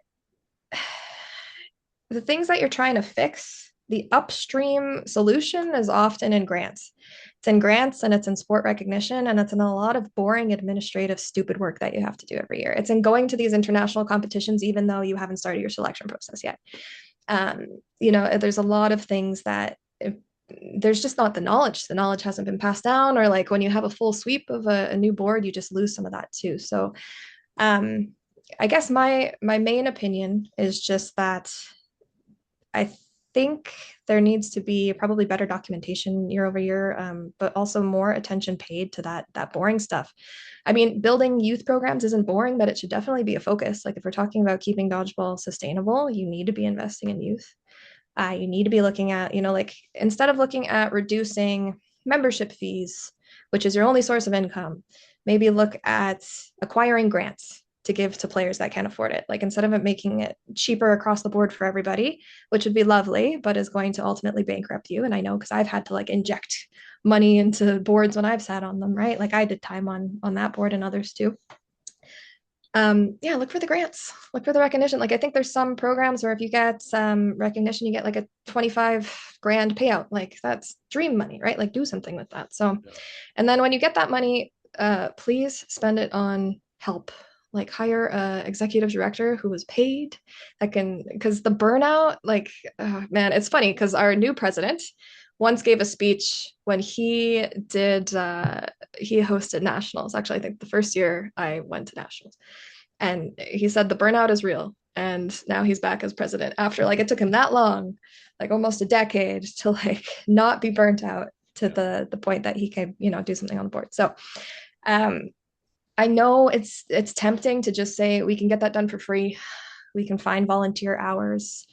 I'll learn how to do this, but you're probably repeating work that someone's already done like 18,000 times. And you're burning out everybody. And you can't hold them accountable either, right? Like if a board member says like, sorry, I couldn't get away from my like 40-hour work week to do this 20-hour task that you need from me for free, like you can't really get mad at them because they're volunteering their time. No one's paid. So Yeah. that's sort of our argument too. It's like, yeah, like you might have to pay 40 bucks a month if you want to use our software, but if something gets screwed up, we're on call, like you haven't spent $200 in an Excel spreadsheet. You can hold us accountable. It's the same with the stream, right? Like if something gets messed up, at least you're going to get a refund out of it or credit or something, right? So yeah, at least for consistency, we've just seen, yeah, I've seen people try to plan the same tournament in 5 different versions with 5 different people. And it's just like, why are we doing this? Don't you remember we did this 5 years ago and it was awful? And they just, yeah. So the context is important. I hope Canada sort of prioritizes keeping that so we don't have to repeat work. And then ultimately, I hope that we pay more people for their time. Because I know it's tempting to yeah, again, to sort of like fall back on volunteers, but then you spend 10 years like we did and you get to the point where you're like, man, I'd like to get paid for this, and everyone's like, no, you don't get paid in dodgeball. How could you do that to our community? But I think, yeah, we should make that more, that shouldn't be such a taboo, we should make it so faux pas. It's not like we're making a living off of it. It's just like, enough to pay off server fees and stuff. So yeah, I don't know. That's my soapbox. I'll get off of it. We've been dealing with a lot of that back and forth lately, right? It's hard to manifest money out of nowhere. I totally understand, but charge for your memberships, people. Charge for your tournaments. That was great. um, Next we'll move on to the crowdsourced questions. Thanks to everyone Yeah. that submitted some questions. I really appreciate it. We'll start with the Instagram ones. First one is from Cohen Padley. What's some advice for young dodgeball players that are upcoming in dodgeball? P.S. She is the best dodgeball photographer out there. Oh, hey, Cohen. Um, you're gonna be so good. You're starting so young, and that's great. I think, especially for you, um, travel, find new people to play with. Like, I do, I do want to stress that it's important to play with people to learn options, right? To learn different ways of playing the game, different ways to adjust to the game, and just having an open mind. But there is also something to be said for sticking with a group that wants to grow together. So as long as you have a team that's willing to travel and grow and learn together, you don't necessarily want to be jumping ship to the next best team, or I often say you can't play like fantasy dodgeball and take the best players from every team and put them together. I've played on those teams, and sometimes actually we have won, but other times it's just been a colossal shit show and we've lost. So all that to say, I think if you have good vibes on your team and you have the desire to get better and improve as a team, then that's a team worth sticking with and growing with. But make sure that you're taking the opportunity to travel. And if you have those opportunities and your team doesn't want to travel, just play as a free agent, like get picked up by somebody, right? So yeah, I think that's the biggest thing is get out there as much as you can. And then if you can't get out there, watch tape. And even if you can get out there, you should still watch tape. Perfect. Next question is from Connecticut Dodgeball. Mm. Uh, Dodgeball Hub has been incredibly impactful in streamlining the sport as of recent, especially for running tournaments. What are some ideas you could share for future innovations for the platform? Mm. I think I mentioned we are looking at a league planner. So that's been something that folks have been reaching out for. So I know there's a couple communities around here that say they pay like, $1,000 a year or something for their league planner. We are not going to charge you that. So hopefully save some leagues some money and then also get them a cool tool that's going to track all that stuff. And then looking for ways to loop in, you can kind of have that ranking system just for your league as well. Um, and sort of all the nice standardized features that sort of come with that. And then what else were we looking at down the road? Again, we'd like to sort of implement more individual stats. So working with the playback review folks and a few others. I know people keep sending us this clip of Victoria Dodgeball in Australia doing their instant replay and challenges. We've talked to some of the organizers out there or some of the attendees, and the thing about that is it really does set your schedule behind. So looking at ways to maybe do that in a way that's not going to be detrimental to scheduling is on the list as well. And then, yeah, trying to give more opportunities for these like cloth circuit things. I don't think we're just going to focus on cloth. We did a 2v2 for a while. The 2v2 was a auction where we had players fundraise for their world. So yeah, Shota came out. Eli was supposed to, but had to bail last minute. But we had a couple of familiar faces that you would recognize for sure. And they won. It depended on the prize pool, but like a minimum of $1,000, which is a lot better in a 2v2 than it is in like a team of 6 or 8. So that's why we did 2v2 the first year. So yeah, doing a little bit more of that, trying to get more international stuff sort of going, more international tournaments, and sort of building out this, opportunities for players to sort of travel. And ultimately, if we could, like I said, sort of make enough money to put together some sort of grant to get some of these players from smaller communities that can't get um, out of their community to travel as often, like we'd love to do something like that too. So yeah, a lot of that we've talked about some offbeat things too, like billeting, like Airbnb, but like staying at other dodgeballers' houses. But it's just like the liability there is a little bit Yeah. tricky. But that was one of the early day things too. So yeah, if you have features or feedback, again, dodgeballhub.com/feedback, you can request whatever, and you can actually see all the other requests that people have had and upvote them or downvote them or whatever, and you can kind of see what our roadmap is and what our plan is. Last thing I think we're working on probably this year is the mobile app. So I know a lot of people wanted it as an app. I'm out of room on my phone for apps, so I think you people are crazy. But yeah, so looking at an app option with some push notifications for like when your next game is up and like if you're reffing and that sort of thing, and some other fun stuff. I know API had a good feature on their tool where on a phone you would have to say that the court was ready to go, which I think would be great for USA Dodgeball because you have some of those venues where it's just like Dustin's like, Yeah. court 16, put your thumbs up, and someone has to run around a corner to see. And yeah, so hopefully that would be a welcome addition as well, but That'd be always pretty open to new things. Yeah. Yeah, that would be pretty cool as an app. Next question is from Foam Championships. Have you wanted to test your foam dodgeball skill set against UK and European teams in particular? Yeah, I mean, like we do a lot of foam, right? I think we've been asked by a couple folks to come out and actually not as Dodgeball Hub, just as like individual players, mostly Max. He's far better. To sort of offer like trainings and clinics. And one thing we'd love to do is actually do like a retreat. So a retreat or like a conference, maybe like a little bit of a hybrid thing. So just bring some people from all over the world and we could have some coaches talk strategy or coaching, do a little bit of like a coaching clinic or have themes and change it from year to year. Have some high level players talk about their things, get Lightinger out here and he can coach us in some cloth and we'll get some folks out here and we can coach them in some foam. Yeah, so we're kind of looking at something like that. I think year one, it will probably be more on the side of like partners that we have that are doing cool things, tools. So like it'll be like NSOs and then maybe the guys from like Playback and Dodgeball dudes and some of the other people that we stream with and like just have sort of like a tool sharing thing in the first year. But ultimately, I'd like to grow it to like a bigger thing, like maybe an expo conference style sort of thing. And then maybe year two, we could do like a camp. We talked about doing like a summer camp.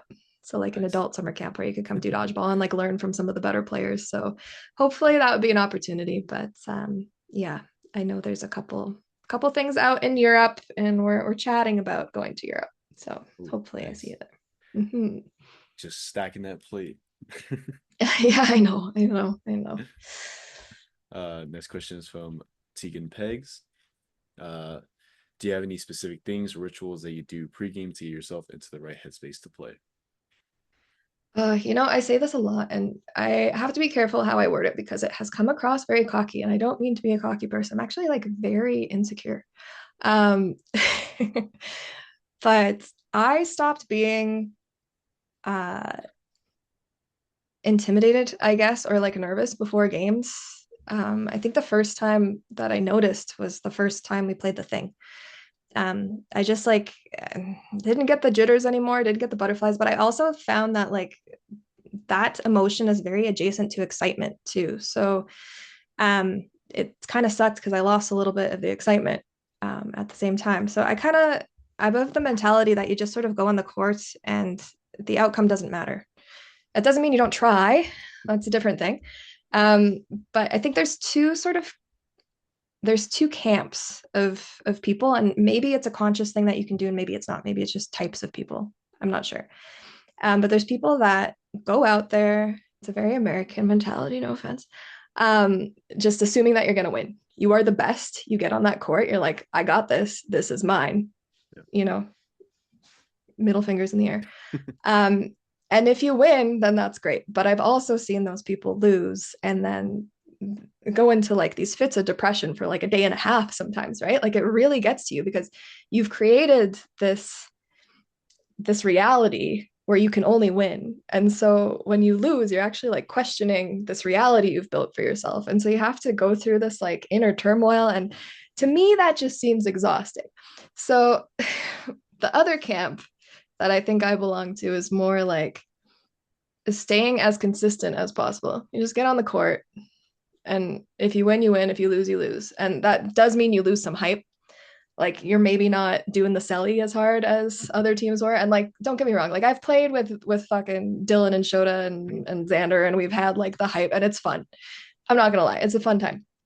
Um, but the fun comes crashing down real fast when someone surprises you and kicks the chair out from under you. So Yeah. I'm a big fan of consistency. If you are a person that gets nervous, then there is one piece of advice that I heard recently that I think is quite good. Because those emotions, nervousness and excitement, are so close in your brain, you can often just trick yourself into being excited instead. So just tell yourself, I'm so excited. Just say it out loud, like, I'm so excited instead of being nervous. Yeah. And I think that mentality can be enough of a switch where you get to leverage that adrenaline instead of sort of fleeing from it.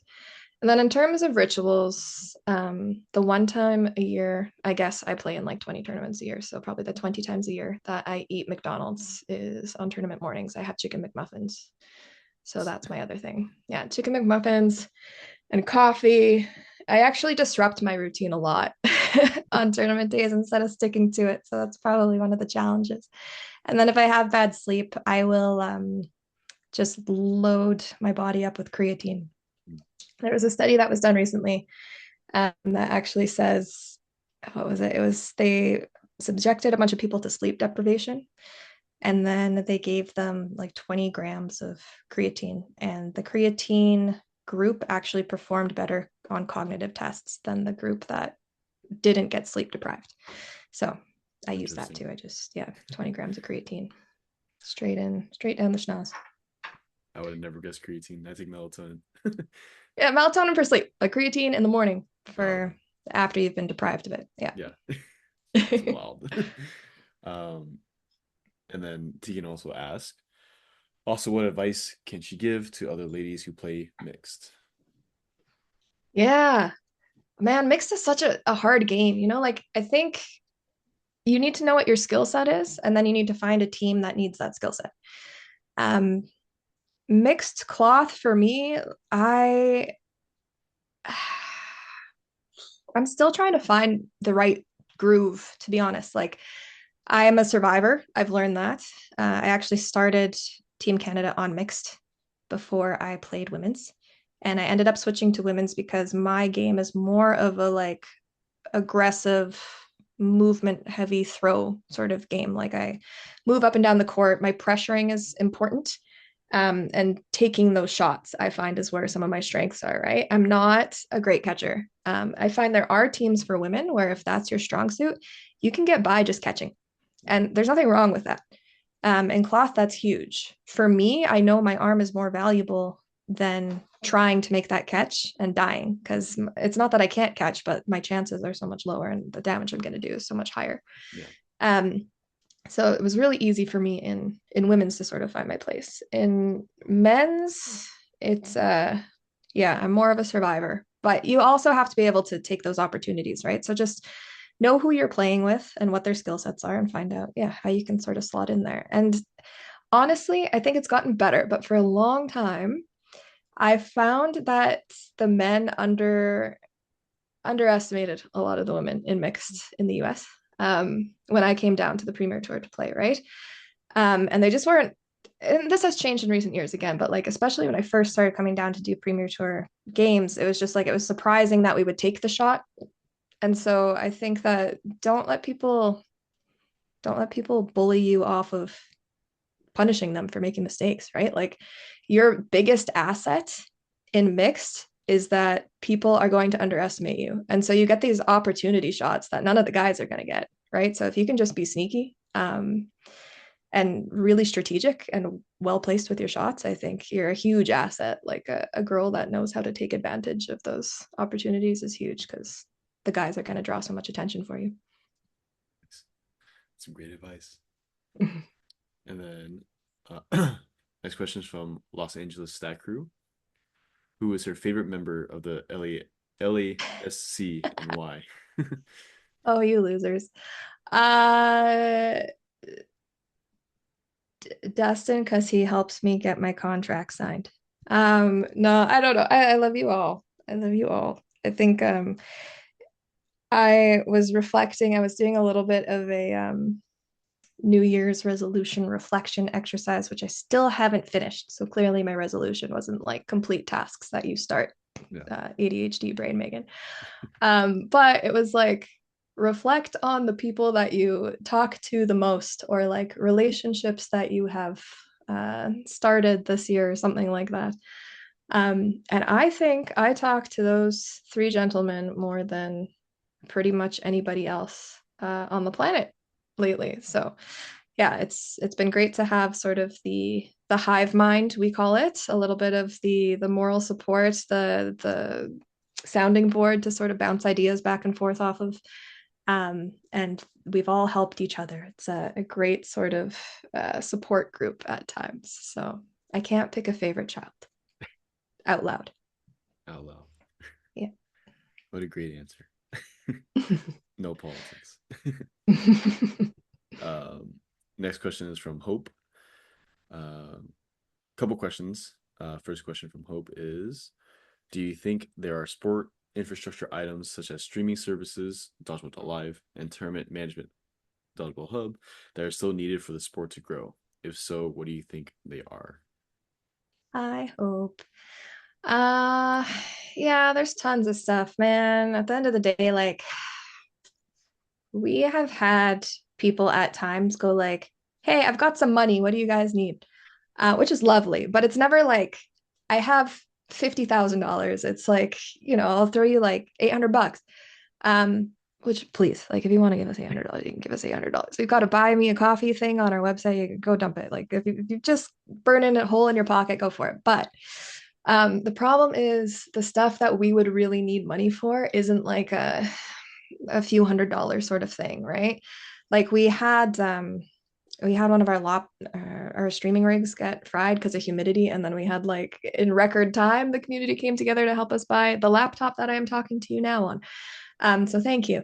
And we used that for our second court stream. And that was great. But even that, it was like $2,000, $3,000 or something. And the things that we need by and large to sort of really expand the infrastructure of streaming, or not even of tournament managing as much, but definitely on the streaming side, it's tens, if not hundreds of thousands of dollars worth of equipment, right? It's these big ticket items. So it more comes from the partnerships that we can make for people and the training that we can do, right? Like we're really fortunate now where we have demand from events happening on the same day.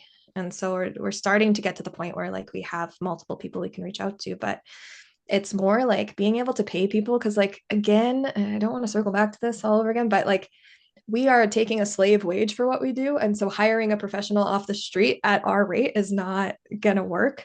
Yeah. And so if we could do that, that would be great. And there's some partners that really do want to like get into dodgeball, but it's still, on the low end, we're looking at like $2,000 to have them join us. So, and that's just to show up for a day. That's not, all the time. So I think that the team and training is the biggest thing.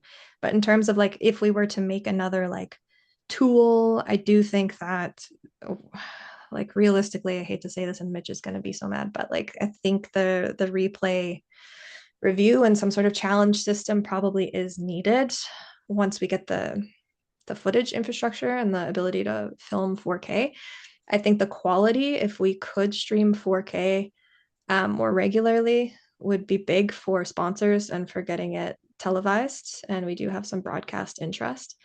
And then I know it's not really an infrastructure thing, but again, I think getting those opportunities for like huge exposure, cash prize tournaments, or like a big sponsor, some sort of theme, something like that. So again, like I don't know if that really answers your question in terms of infrastructure. Hope, sorry, but those are my big ticket items, I think. Nice. The second question. You traveled a lot of dodgeball. Which communities that you've seen do a good job of putting out a good product? This can be leagues, tournament, community events, etc.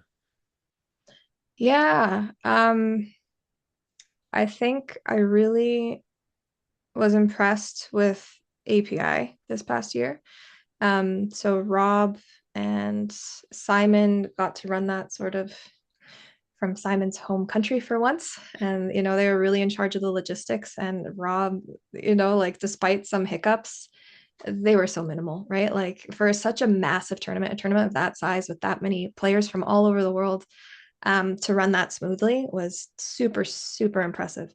So if you haven't been to API, I would highly recommend it. And I'm not just saying that because they promised to use Dodgeball Hub next year. They're a great team. It's so fun. The level of competition is far in excess of what you're going to get at Worlds, most likely, to be honest. Not to say that there aren't great teams at Worlds. It's just if you're playing from a North American perspective, you're already playing against such heavy competition that if you want to see like that caliber of competition with different strategic choices, I think API is a great choice. And you're in close range of a lot of countries that don't usually want to put up the money to come all the way over here. So it's a good opportunity too. In terms of leagues, I think I've seen so many leagues like do well in moments and suffer in other moments. I have to say, back in the day, and it's coming around now too, Boss, which is our local league here in Calgary, they play big ball foam. They had such a following pre-COVID. The first time I went, I was like, this is so culty. They had like their own vodka and people were crying because they wanted like the t-shirts that they were handing out. And I'm like, what is this? But like they had such an invested large, like huge community.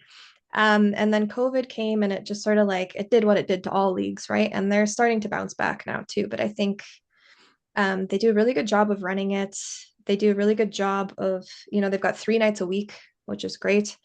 Um, they do a good job of teaching new player skills at the beginning of every night and making it the format that they play is like 3 to 5 rounds. And then you play another team. And then you do 3 to 5 rounds and then you play another team. So you get a lot of dodgeball against a lot of different players. You're not stuck in this like, oh, we lost the game tonight, like slump. You actually get a little bit of serotonin because hopefully you won something at some point. Yeah, so I do think that they run a good show here. And then Winnipeg also like whatever they've been doing out there to get people playing. I don't know. Maybe there's not a lot to do in Winnipeg in the winter, but like they have I don't know, like 4 or 5 days a week, nights a week of dodgeball, and it's like full.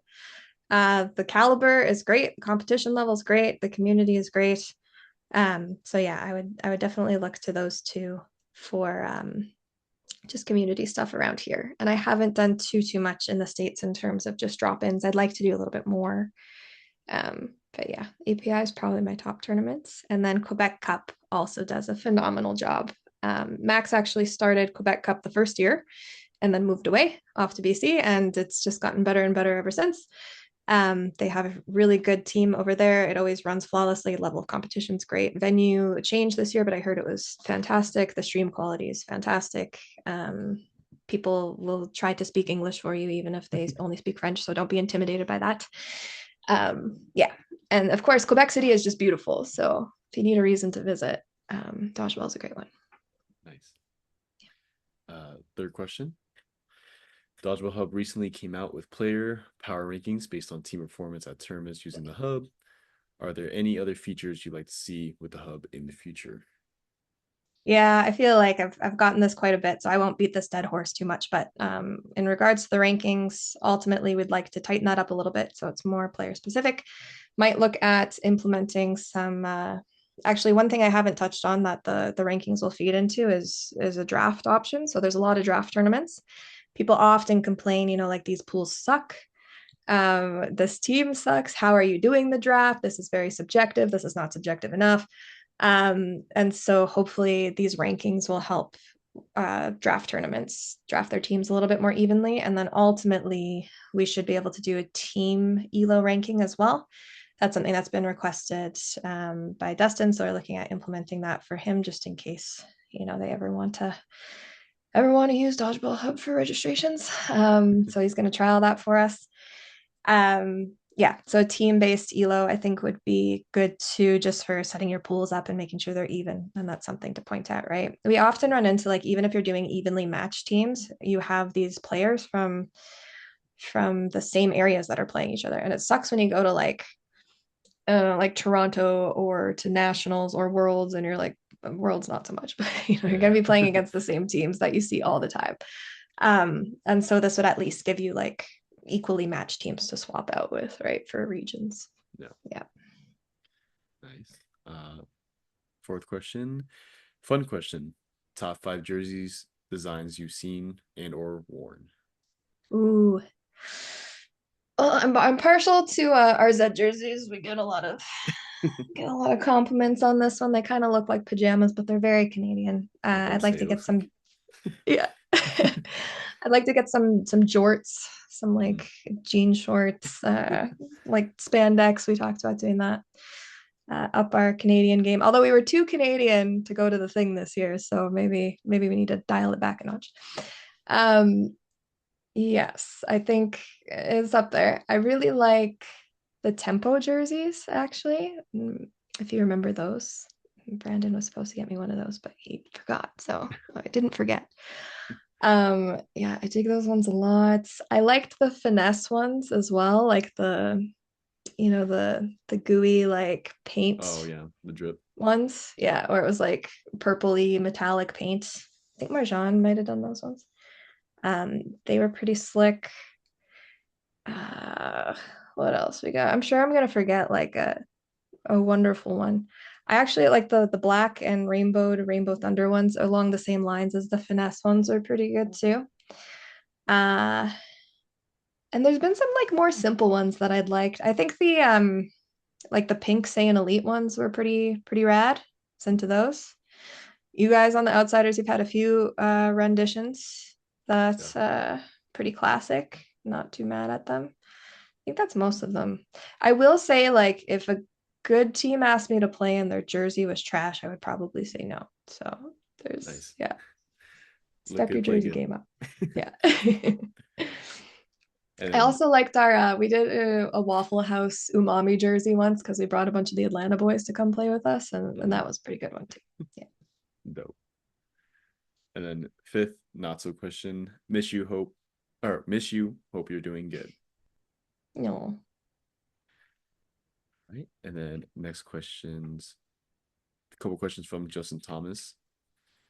Um, First one, the 2026 tournament circuit. Megan, you have a unique vantage point because you see the logistics of so many events through the hub while also being a competitor yourself. Looking at the 2026 calendar, which specific tournaments are you most excited to attend this year? Ooh, yeah. Well, uh, Worlds hasn't been announced yet, but that super secret location is looking mighty appealing. Yeah. Um, so that one could be fun. And assuming that it is where they say it's going to be, because last time it wasn't. Um, I am going to do API again, and API is going to be in Melbourne. Um, Lots of friends out there, and there's some people that we only get to see kind of once a year at API. Yeah. So always super excited to go see them. That's definitely on the list. The Thing, happy to be back. Not with Zed, uh, Lou, not with Zed, but I am going with Rack Attack. So that will be a lot of fun. I missed the year before last, and then last year, Nemesis picked me up, which was a great vibe, but not people that I always play with. So having a little bit more familiarity and a little bit more of a responsibility, I guess, to the team will be interesting. So that one's great too. And then, of course, we're going to have our championship in July. So, July, probably 18th, 19th, the Canadian Cloth Circuit Championship, the CCCC. C. I always forget how many times I've said it. We're going to do that. And we're trying our best in year one to still make it pretty special. So if you have qualified for that, come out. And if you haven't qualified for that, we are looking at maybe doing one more qualifier. It's up in the air. But if we don't, we do have some tokens. So the way that we actually did the qualifying for our tournament is you would come to the rounds and then you would win a token, and it's got an NFC tag on it that you tap on the back of your phone. That gives you an individual invite to register for the tournament. So those things aren't replaceable, even though I know some people have told me they lost them. Oh no. But they are transferable and sellable, and you can, we always joke like the Dodgeball Hub token black market. So as soon as we lock in our venue and we announce that and we get our registration process open, I mean, even ahead of that, if you want, you can start hawking those things. So I assume we're going to see some things pop up on some Facebook pages and stuff. And it'll be interesting to see what value people place on them, if any, and who we don't expect to see show up. So that's going to be great. Um, and if you did not qualify and you don't want to purchase weird, sketchy pieces of plastic off the internet from strangers, then you can also just come and volunteer. And we do have a couple paid spots. And I even have a couple beds in my basement that people can sleep on. So, Nice. yeah, shoot us a message, especially you, Justin, Mr. Volunteer Master. Please give us your time and come out for that one. We're trying to do some fun things. So I think that one will be good too. He does have a second part to this first question. Mhm. Whether it is the atmosphere of the API or a major international WDBF event, which stop on the Dodgeball traveling tour do you think will be the most influential for the sport this season? Ooh. Well, I mean, Worlds, if the rumors are to be believed, will be in a brand new country. So I think that that is going to really make a difference for that region, but also um, just to expand it for the first time in a really long time. I think you had Dwayne on and he discussed sort of the visa issues. that we've had in previous years. Like it's been hard. There are some countries that like God, I don't know if he talked about like the processes, but there's people that had to take time off work and then find transportation to like another village or town just to like apply for an interview to get a visa, and then like some of them even got visas and then got denied their travel at the airport. Like it's just so hard for a lot of these countries you've never seen. And I hear this. I think when we were talking about having Worlds in Saudi Arabia as a possibility, and there's controversy on both sides, and I think there's valid arguments on both sides. Um, I did hear a lot of people, and I was kind of disappointed by this, say that, like respectfully, the countries that can't come aren't the best competition anyway, and this should be like a competition for the best of the best. And look, like I've been to tournaments where people that can't afford to go to other tournaments show up and annihilate people. Like we didn't have Malaysia show up to the last one in most of the divisions, right? Like those are gold medal teams. Yeah. So like respectfully, man, there's a lot of talent out there, and if you can give them access to the sport, I think you would be shocked by how talented they are. And if you want to grow the sport, it's not our place to prevent them or gatekeep, worlds. So I do think that it sounds like the country in question will be better for visas. And that gives me some hope. So I think that's going to be big for the sport. Anytime we can get new countries in and kind of grow it outside, I think that's great. Like Argentina's gotten so much better over the years, and really taking it seriously. And Chile, they had that. I think they had a team of like 5 come to Worlds, and yeah. So some of them are getting the bug and getting excited, and I love that. Worlds was dope. That whole ceremony was awesome. Yeah. The second question is the case for cloth. In the Mm. community, players often align themselves with a specific ball type, like it is a personal trait or a personality trait. You have Yeah. been very clear that cloth is your favorite ball type. For those who grew up on foam or rubber, what is it about the physics and the tactical chess match of a cloth game that makes it superior in your eyes? Look, I'll be honest. I say cloth is better because it pisses people off, and my D&D alignment is very chaotic neutral. Um, I love all the ball types in all their forms. I have played rubber, I have played foam, I have played cloth, and I've even done some of that big ball stuff and a little bit of no sting. If you want to talk about like the redheaded stepchild of dodgeball, it's no sting. And I will do that. Not on a regular basis though, because my arm can't handle it, not because I'm a hater. That being said, cloth is going to be the ball type. If we have a chance at the Olympics, it's going to be cloth. There's a lot of stuff coming down the pipe internationally that is focused on cloth. The viewership for cloth is better. The geographical spread for cloth is better. The buy-in in Europe is huge. I think we kind of look at our North American community and we see what we see, and we're the big dogs when it comes to foam, and we don't like change, Yeah. and that's fair. But I'm telling you right now, like that, if I had to put money on it, if we're doing the Bitcoin investment for 2035, invest in cloth, because the things that I see people working on from a business perspective as well are also very cloth focused, and I think that's where the future of the sport is going to be. Now, if we want to talk about what makes it that way, I mean, aside from just the regions that it's already established in and sort of the economics behind it, I think that the sport was made for TV. It's the whole thing. All the rules are just because they're fun to look at. Like that's an oversimplification for sure. But like the catches off of your opponent's blocks, the block kills, the neutral zone, the flight kills, the rush, the contested ball in the center, the 3-minute timer. Like it's a faster paced game. And when it's refed correctly, it can't be boring. So if you're watching boring cloth, like I mean, I guess if they aim poorly the whole time, like I guess that could be boring. People argue like, you know, you get down to a 1v many situation and then they're just throwing in ballads and that's boring to watch and like fine, but like worst case scenario, it's a 3 minute match. Like you're never going to get 3 minutes of people just throwing in ballads back and forth, right? Yeah.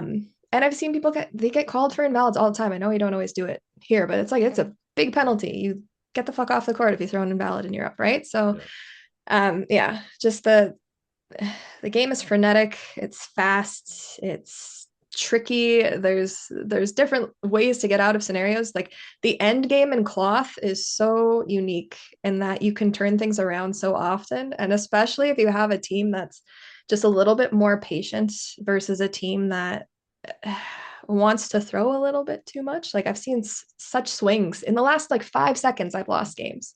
Yeah. I think if you watch, actually, I think it was I think it was USA versus Canada in Houston, the first NAC.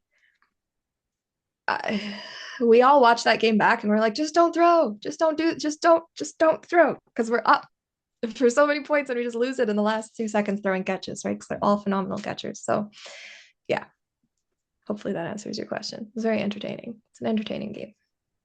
Pretty sure you just hurt the entire foam community. I do love foam. Like, don't get me wrong. Like I said, I've got more options in foam. I know more strategies in foam. If I can take my time and think and I don't have to rush a decision, it's going to be a better decision for me. So, like, I do a little bit better. But if you're like a reflex player, cloth is your game. The third question, the future of analytics. Dodgeball Hub has brought a new level of organization to the sport, but we are also seeing a rise in the demand for deeper statistics. Where do you see Ooh. metrics and data helping teams the most right now? And conversely, where do you think statistics are limited? Is there a part of a player's court awareness or clutch factor that you think will always be impossible to quantify? Yeah, no, absolutely there is. I actually so for the WDBF we were doing a show and we will be bringing it back. I know some people have asked. Thursday night dodgeball. We've got some episodes recorded or just trying to figure out our schedule. And we were talking before the show about editing. It's a pain, but I digress. We were talking with Davey Tran from Playback, and I had sort of a similar conversation. We had Joey as well from LA Stats Group. We were chatting about like what is the most important statistic. And so you can watch the end of that if you want a more nuanced conversation with smarter people than me. Um, for me, I think the most important stat that we have available right now is just games won and lost when that player is on the court. And that's because there are these intangible things, there are these unquantifiable things. Play calls, you know, like how do you, even if you could, you'd have to mic all the players to know who's making the play call 100% of the time, right? And then what if it's you need like a playbook of what all the calls mean because they're not always like plain English either. And so I think like play calling is a very underrated thing that typically, not always, but typically middle player position often gets understated, you know, and so they don't always look like the MVP. But there are teams where I'm like, this person does not throw good, but none of these players on the team know what to do once they're dead. So like kill them first, you know? Um, there's other metrics like just consistency. Like I said, there's some players that just get tilted. There's players I know where if they think you cheat, they see red and they make dumb choices. There's players where if they get hit out first, even if you burn 3 balls on one player and you just get them out first point every game and they don't get a lot of opportunities to play, they're just going to start yelling at their team, you know? So there's like these strange sort of metrics, these like social, I call them like soft skills, or your dodgeball soft skills.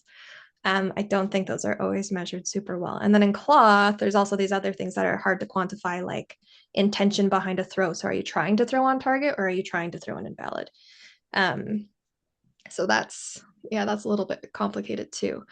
Um, where they can hurt people, it's kind of like everything on the opposite side of that, right? So if you're just looking at hits or kills, right? You can have maybe a person's only on for 2 points and they only throw 2 balls, but they get 2 kills. Now they're like, their hit to kill percentage is 100% and their accuracy is 100%. So you do have to look at like how often they're on the court too, right? Ability to kill time, that's a little bit easier to quantify, but not perfect either.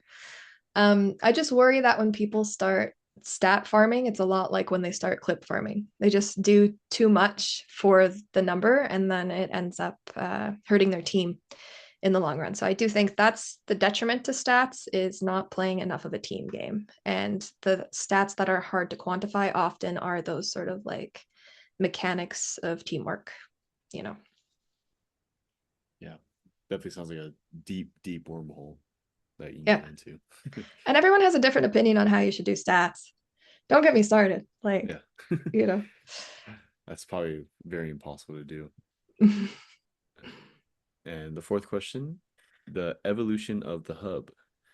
Building a platform like Dodgeball Hub requires a blend of technical skill and a deep love for the game. Looking back at the earliest version of the site compared to where it is today, what is the most surprising way the community has used the tool?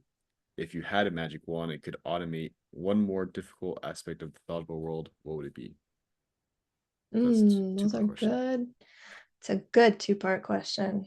And I'm coming up to the end of my brain capacity here, so I'll see what I can do. The most surprising way that people have used the tool. Um, Sometimes it's just like the ways that people use the tool and the requests that we get and the things that we've sort of overlooked. So like people have people that want to come over from spreadsheets, because that's our big thing, is like screw Excel. We hate spreadsheets. Yeah. Enough of that. Don't give me a 12 tab spreadsheet for your tournament. No, bad. Stop that. I don't want to look at it. I don't know what D14 versus D2 means. Like I have to like cross reference back to like all your divisions on the rosters, and it's no. But when people have been putting together schedules, I know something that's come up a couple times is just like having like a comparison version. So version control, you can duplicate your event right now. So that's one way to sort of go back and forth and try some things and copy things. But I think, yeah, just in terms of like building multiple tournaments at once for people that don't want to over automate things. Although I will always say automate it and save yourself the headache and just try to follow best practice, please. But if you're going to try to do fancy things, then yeah, I think version control is something that's it's not surprising. It's more surprising that we didn't really think of it. Not that we didn't think of it, but that sort of format of it. So that's that. One thing that became an intended purpose later, but wasn't initially, is for creating your tournament. So, like, yeah, obviously we made it so that when you're traveling, you can find tournaments, but the tournament, uh, the tournament landscape got so packed.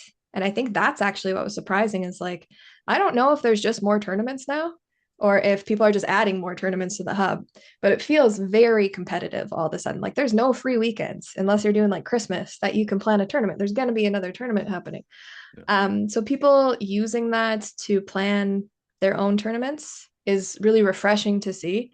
And even though it wasn't like our first intended purpose, that definitely became a major focus later. So I'm happy to see people doing that, and it helps me to plan my tournaments unless you put them in 4 weeks before my tournament. So please add those things in advance, even if you don't have all the details.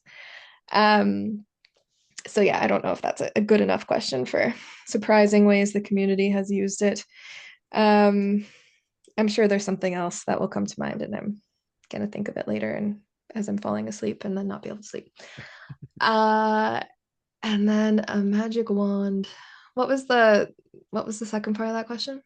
If you had a magic wand, it could automate one more difficult aspect of the Dodgeball world. What would it be? Hmm. Yeah, there's a lot of things that we talk about. It's kind of like what's on our roadmap and our wish list, but I'm wondering if there's something that's even like further outside the box that maybe we didn't think of. But I don't want to put like 45 seconds of silence on your podcast. We've already been talking for like 2 hours. I would like to see. Uh, we do have like these landing pages that you can build for tournaments. Um, and for a while, we were talking about, could we like rate different venues that people have used and rate different sponsors that people have had and different like food vendors or restaurants that they've used. And so sort of like making it easier. sort of as like a all-in-one for tournaments to get put on, I think is sort of a blue sky vision that we have. So ultimately, like making it easier to find a venue, find pricing for that venue, find contact information for venues, but also finding sponsors, people that have sponsored streams before, people that have sponsored events before, or up and coming things in the community, and having sort of a platform for sports and sponsors to find each other too. And I know like certain things like that already exist, but it's challenging, I find, with dodgeball, because we're like an up and coming sport Yeah. that not everyone's heard of. It's not as cut and dry to sort of make those relationships. And so yeah, I think just trying to automate all aspects of the event, whether it's hotels or venues or that sort of thing, I think would be great. And then billeting as well would be wonderful too. We are looking at ways to automate like clipping a little bit more easily and getting that content out, because one area where we really suffer is just getting those shorts up, because honestly we just like with the streams and then cutting them down to like game matches and then managing all the membership content and then also managing like our social channels and everything else, just clip farming is challenging. So we do have an AI tool that we're experimenting with for that, but I think there's probably some better ways to do that too. We do have a section in Dodgeball Hub where you can upload the links for your game videos. Not a lot of people know that. And so we had some plans to kind of do some stuff with that down the road too, but it's on the back burner. Nice. Just stuff in that plate. Yeah. This is why we need a very cheap intern. If anyone's listening. That would help tremendously. Sounds like. Facebook questions. First questions from, or a couple questions from Dustin Harwood. First question is, what is your plan to take over the world? Don't act like you're not in on it, Dustin. We talk enough. Yeah, I mean, jokes aside, I do think that there's a lot of opportunity to collaborate with everybody on their cool projects for dodgeball. You keep joking about like putting stuff on our plate. I would love to just have partners that do that and put things on their plate. There's already some stuff that we've given up on, right? Like we did some jersey stuff for a while, and now we have apparel partners for that. So we're looking at signing a contract later this week, probably for an apparel partner. But we worked with a few over the years. And so that's just something we don't have time for anymore. I'm not designing jerseys unless you ask me really nicely and give me $100. So yeah, I think partnering with cool people and letting them do cool things is the way to at least dodgeball domination. So yeah. And being nice to people. That's a good one. Can't be a dick. Second question is, how does Dodgeball Hub differentiate itself from competing tools and systems? It helps that we're very niche.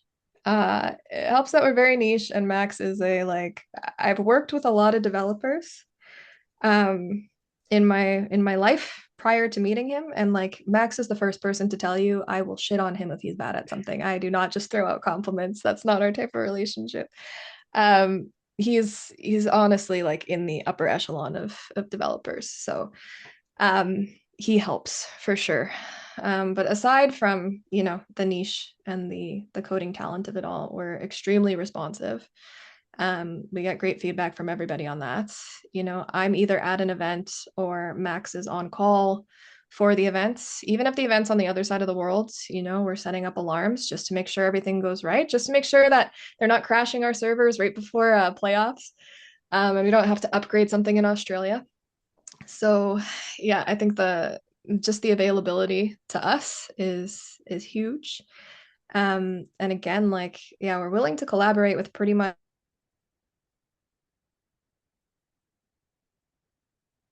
to be had for both of us, sort of having that sort of relationship. We're open to discussing. I think there's a couple of other people trying to do similar things in the dodgeball world, and they're very like the protectionism is quite high and it gives bad vibes. People don't like that. Um, yeah, we want to share and grow and help people and grow the sport. So yeah, just the atrocious amount of work that we're willing to do for free. And I think Max is a big part of that too. So The passion's crazy. yeah. Third question, how is Dodgeball Hub looking to expand outside of the US and Canada? Yeah, we're already kind of doing it. So we've got our loan partner from Australia, and like I said, we had a good chat with Rob and Simon from API, and they've been looking at some things too. We've been chatting. We've actually done ADC now for Australia, so we did their dodgeball championships. I think we've done two or three with them now. So Australia's picking up. I think we have a good foot in New Zealand as well. If they decide to do more tournaments aside from, just like API, the community's a little bit smaller there. So I don't know that they do too much, but we went out to drop in and we met some of them too. And yeah, we got put up in like a crane in the shipping yard. That was super cool. Just like making friends all over the world is awesome. Like honestly, that's why I started playing dodgeball. It's just because it was an excuse to travel and make friends everywhere. So now I have friends kind of literally all over the world. So that helps. So our plan for expansion is friendship. Friendship, Friendship. the power of friendship. We're gonna get a little bit anime with it right now. Nice. Yeah. And the fourth question is, why isn't Bo Tilly at the top of the boasting player rankings? He was top in men's, but not mixed. I don't know if he still is. There was some people are claiming their profiles today, so there's been a lot of movement in the rankings. And I know USA Dodgeball was talking about adding all the results from nationals. So some of those have been added. No Sting has been added. If he's not there anymore, which would be easy to check, it would be because he has not won enough. So win more. Win more, lose less. Nice. Yeah. All right. Questions from Dominic Borgia. Kind of answered this earlier. What made you create Dodgeball Hub and how long did it take? Hey, Dom. Honestly, I don't know how long the first draft took, but Max, like I said, he's just like a wizard with code, crazy efficient. So it was up pretty quick, but getting the buy-in was like a solid year of just like badgering people. And we had made a couple other tools together before that didn't quite take off.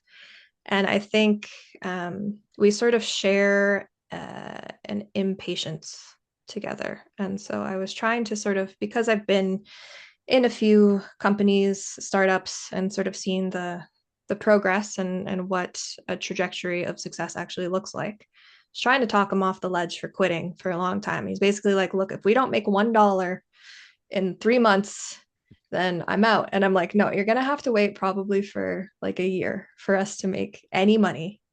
But then maybe you'll be able to pay off your server fees. And so, sure enough, here we are paying off our server fees. Um, almost making enough to pay Max for any of his time. And so he's just been, yeah, a trooper for hanging in there. So in terms of the map, it was probably done in like a weekend.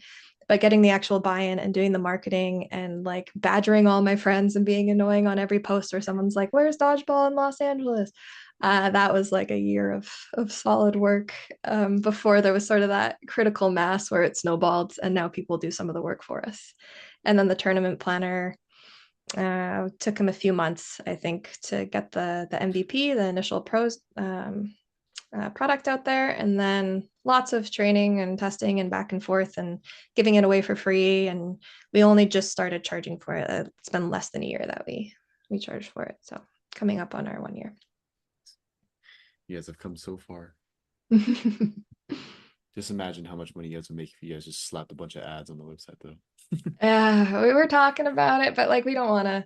We might look at some promos. So we do have some sponsors that are willing to give us sort of like promo codes, and then we might get like 5% off of sales, and then the people that use it get 20% off their order. So we're looking at doing sort of a more probably discreet option within your player profile. So as long as you make a profile, we'll add a little tabs for promotions, and then you can kind of see everything that you get a deal on through us. And then if you end up doing that, we would get a little kickback on that. So it's a little bit less intrusive than ads, actually serves a purpose for you, gives you a little bit of a value out of your membership. So hopefully that's how we'll go about it. And then if there are sponsors for tournaments, we'll probably give them some ad space on that tournament's landing page. But I think that's just to be expected. So Well, if it gets really bad, you know where to go. Just ads on palm readers. Yeah, it's gonna be awful. You better have your pop-up blocker installed because it'll be unusable. uh, Next questions are from Shoto Barbo. Uh, First one is, what's the best tournament you've been a part of? Hey, Shota. I think in terms of memories, for all the reasons I said, probably Argentina for the Panamericano and NAC for Mexico. The other thing that I will mention about the Panamericano is when you go to Latin America, man, do they treat dodgeball like a sport in the crowds. The cheering is so loud. We had to tell the refs like we can't hear your whistle. Like you need to tell them to shut up.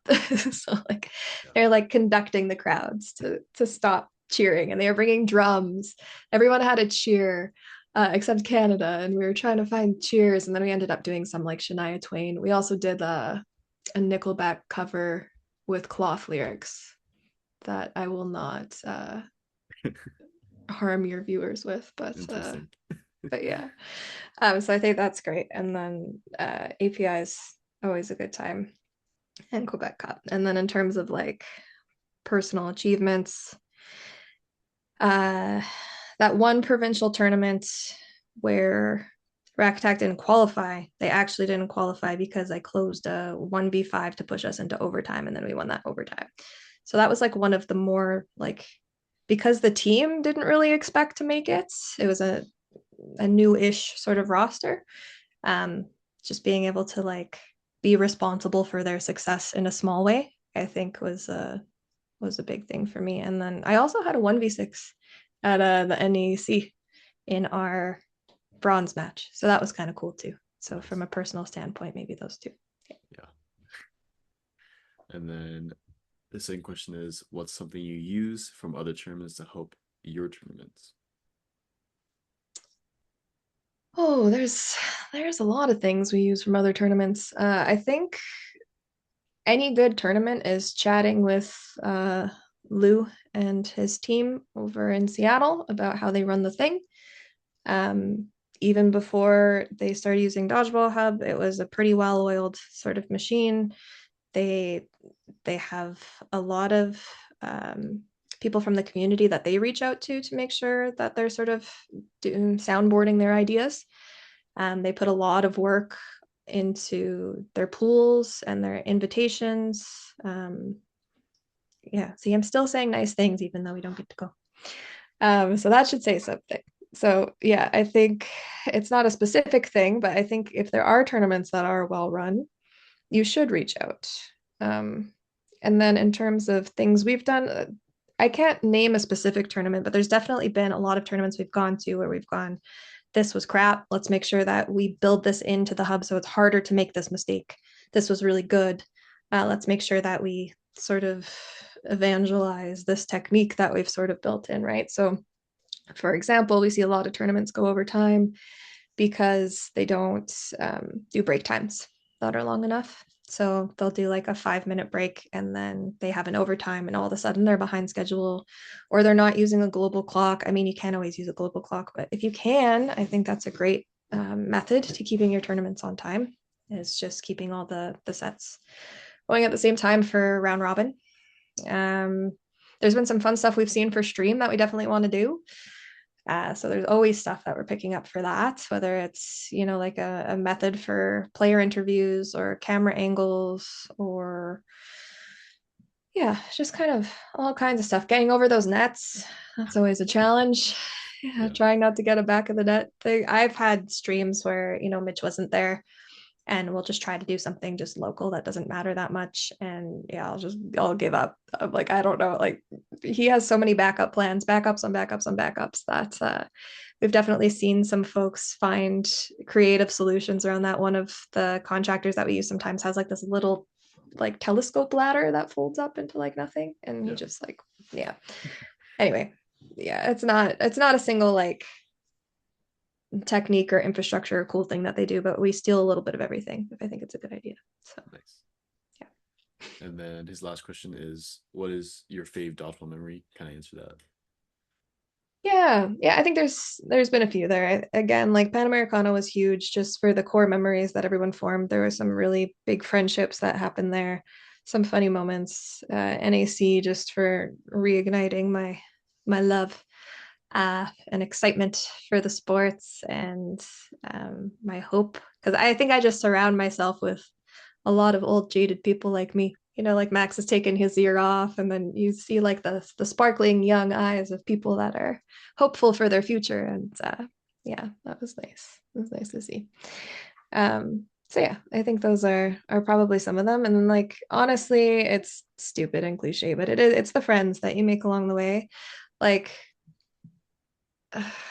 a lot of these people that have asked me questions are just fantastic friends that I've met through dodgeball. Like I've had conversations with some of these people until like 8 o'clock in the morning.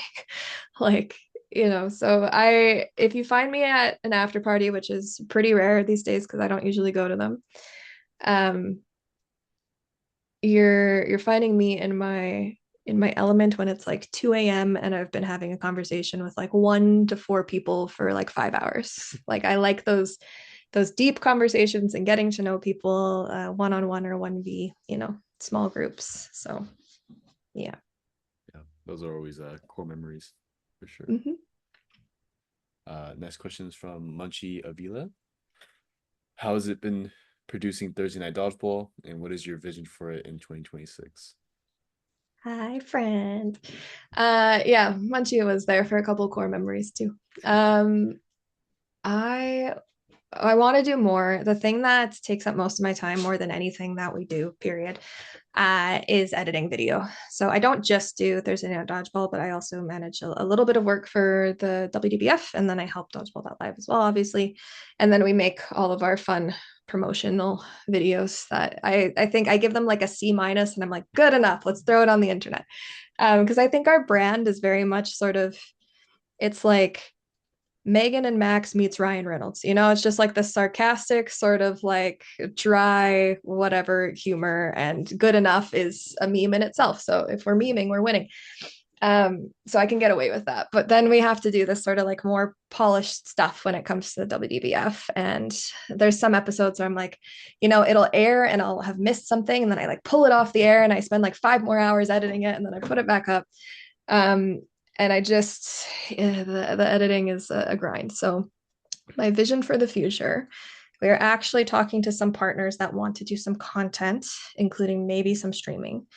Um, and if they could help with that sort of a thing, there's some folks that have worked in, Hollywood that we're talking to too. Some people that want to do like broadcasts, television sort of shows with us. I'm hoping that we can pawn some of this off on them because if they can just take the raw conversation and cut it down, honestly, like we shoot probably 2 hours most episodes, and then we'll try to cut that down to 40 minutes. But ideally, like I want those things at like 8 to 12 minutes. I just want like bam, bam, bam, bam, bam, highlights, small form content, short form content. And it's never that because I'm too precious with things. I don't want to cut out anything or like make people sound bad because they say something out of context. So my hope is to do more of it. Recording it is not a problem. I have 2 episodes in the queue.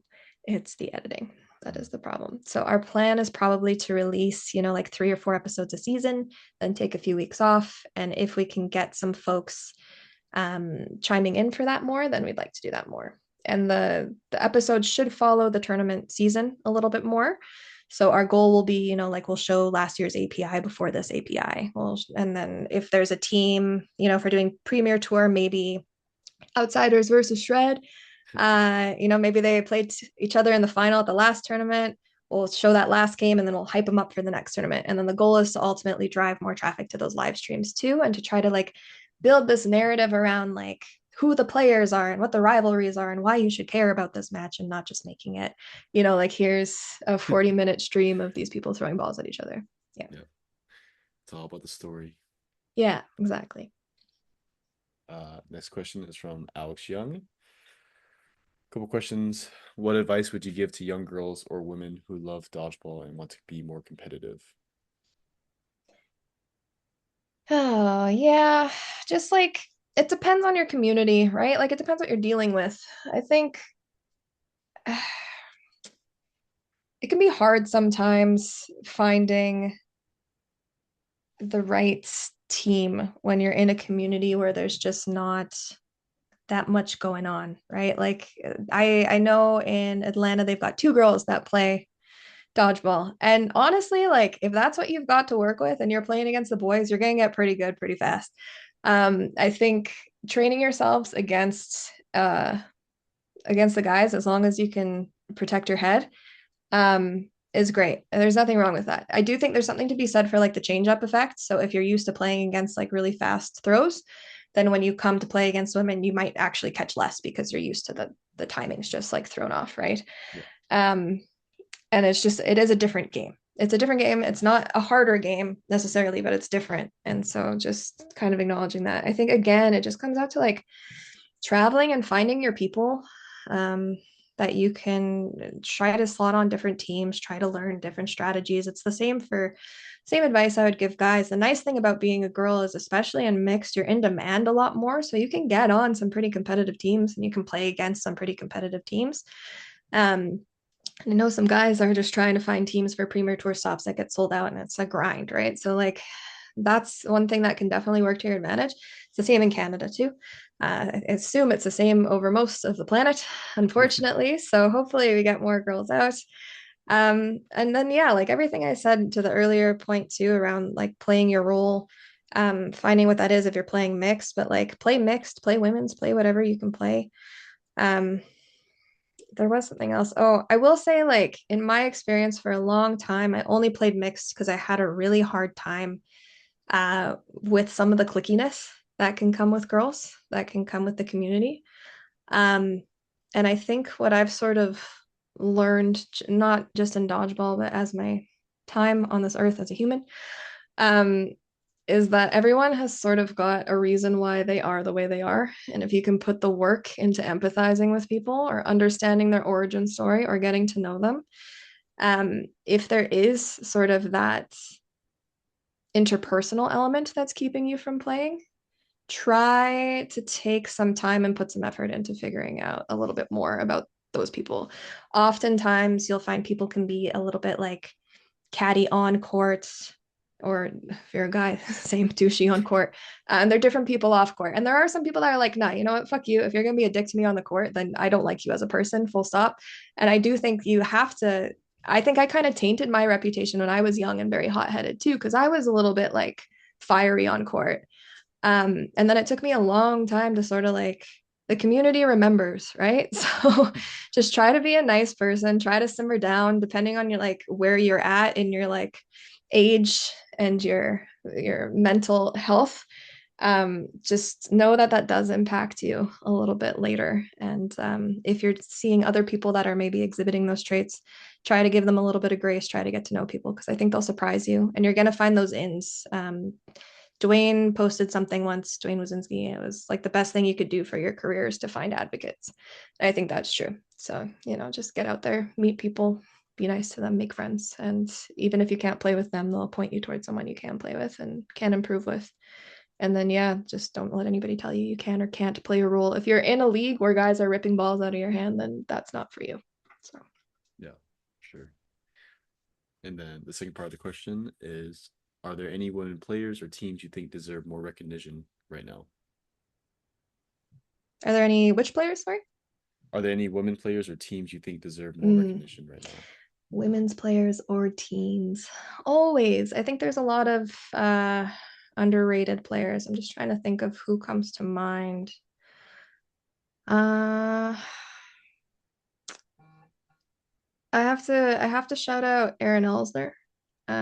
She plays with us on Zed and didn't make cloth squad, which was a shock for me, at least not initially. Um, After her first year, we thought she was just a force on the court when we were playing against her. And I know selections sort of have their reasons or whatever, but man, I've loved having her on the team. She's such a vibe. She's really kind and very talented, and like one of those people where if she's gonna get frustrated, it's not gonna have a horrific impact on the team, Yeah. which I appreciate. Um, I think a lot of the players I would say are underrated have actually been getting a lot more attention this last year. I don't want to blow up their ego too much, but yeah, I do want to give a special shout out to Aaron. And then women's teams, we had such a shuffle this year, so it's hard. Like all our teams have sort of changed up. Um, let's see. Like a lot of the BC teams are losing players or moving players. Even Winnipeg had a little bit of a shakeup. Um, but I do think that there's the space between teams in Winnipeg is really starting to close a little bit, where that community used to just be like one or two top teams. It's definitely getting more diverse and there's more of a spread. Um, some of the, you know what, there's actually some really good youth players out of Winnipeg and Saskatchewan. And I think that someone should pick them up on their teams and give them an opportunity to play with the adults that aren't just their parents and their parents' friends. Because yeah, they're just going to be killer under the right mentorship. So yeah, I think if your team is looking like they're going to age out soon or people are having kids or retiring, then look for some youths and just like put the time into developing them because they're going to be great. Yeah, and I think those are where our two main youth programs are right now in Canada. So shout out to Sure. all those girls and boys. Nice. And then the last question is from Lucas Boyle. Hmm. Lucas. If you won the dodgeball lottery, what projects would you initiate? Programs would you fund? Oh man, so many things. So many things. Depends how big the dodgeball lottery is. Like I said, like hundreds of thousands of dollars is only gonna go so far. We need some millies. Um, youth grants. I mean, like youth dodgeball in general, low income grants. Here's the thing. I think that adult sports are underrated, and I don't think you stop being in need of things just because you are no longer a child. Like, I don't have kids, so like, obviously, I'm missing like a certain part of my brain that's gonna make me, really empathize with the Munchkins. And I know like society loves to just say like, but the children, but like also the adults that didn't get a chance because of their Mm, their childhood, right? Like yeah. those children grow into adults that also then need help. So I would actually love to focus on like adult stuff too. Like let's do like a Champions League, do like the Legends, whatever they called it, like 30 plus or like 40 plus or something. Yeah. Let's get something like that going.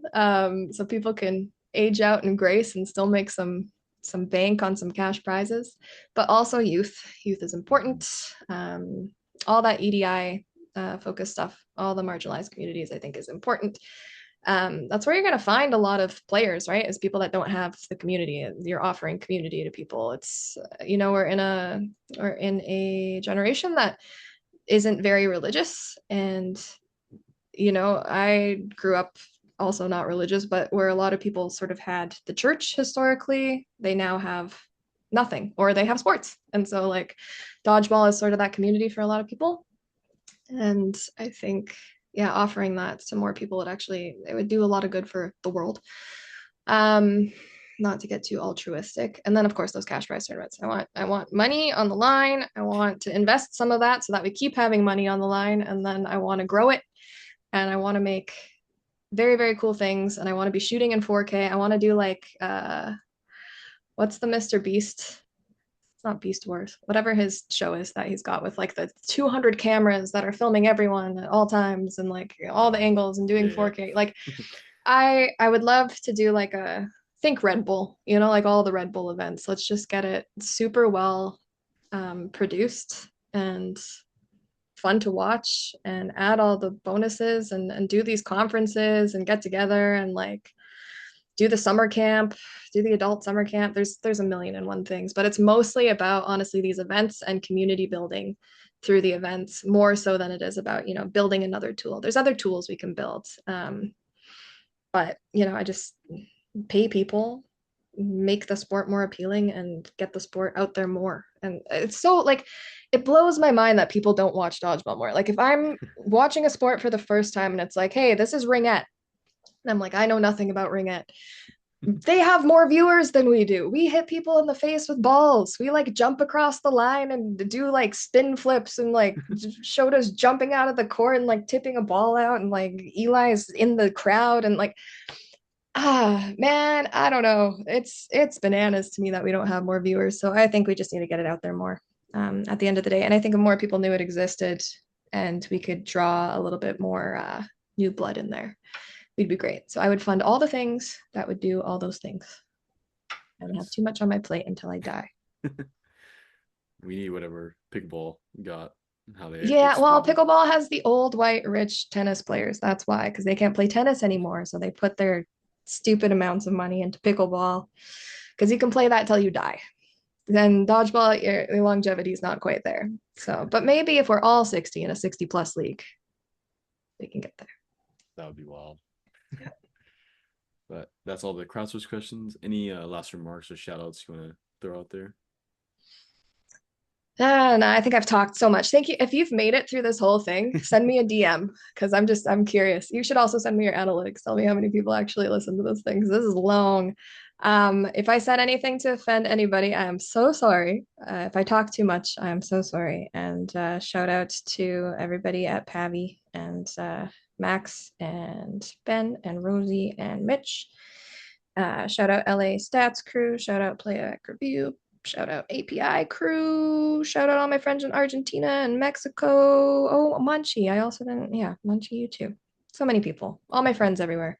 Shout out to all the people who come up to me at tournaments and tell me that they follow me and they like me and I don't know your name and I'm just face blind and so bad with faces and names and I'm so sorry, but like it means so much to hear that I have like a very like not even ABCD but like a Z list celebrity status for some of you. It's very flattering. So thank you, and thank you to everybody that says thank you because as you can imagine, we deal with a lot of complaints Yeah. and critiques and criticisms and just the people that take the time to say like thanks for what you do, it means a lot, and say it to Max more please and Mitch more, and yeah, pay your volunteers if you can. Nice. That's about it. Awesome. Well, thank you for hopping on. Thank you for Dodgeball Hub. Tell Max I said thank you as well. I Yes, I will, of course. And yeah, thanks for having me. Thanks for sitting through my brain aneurysms and my rants that go on for way too long and go through like 40 topics. So appreciate it. All good. Thank you for hopping on. No problem.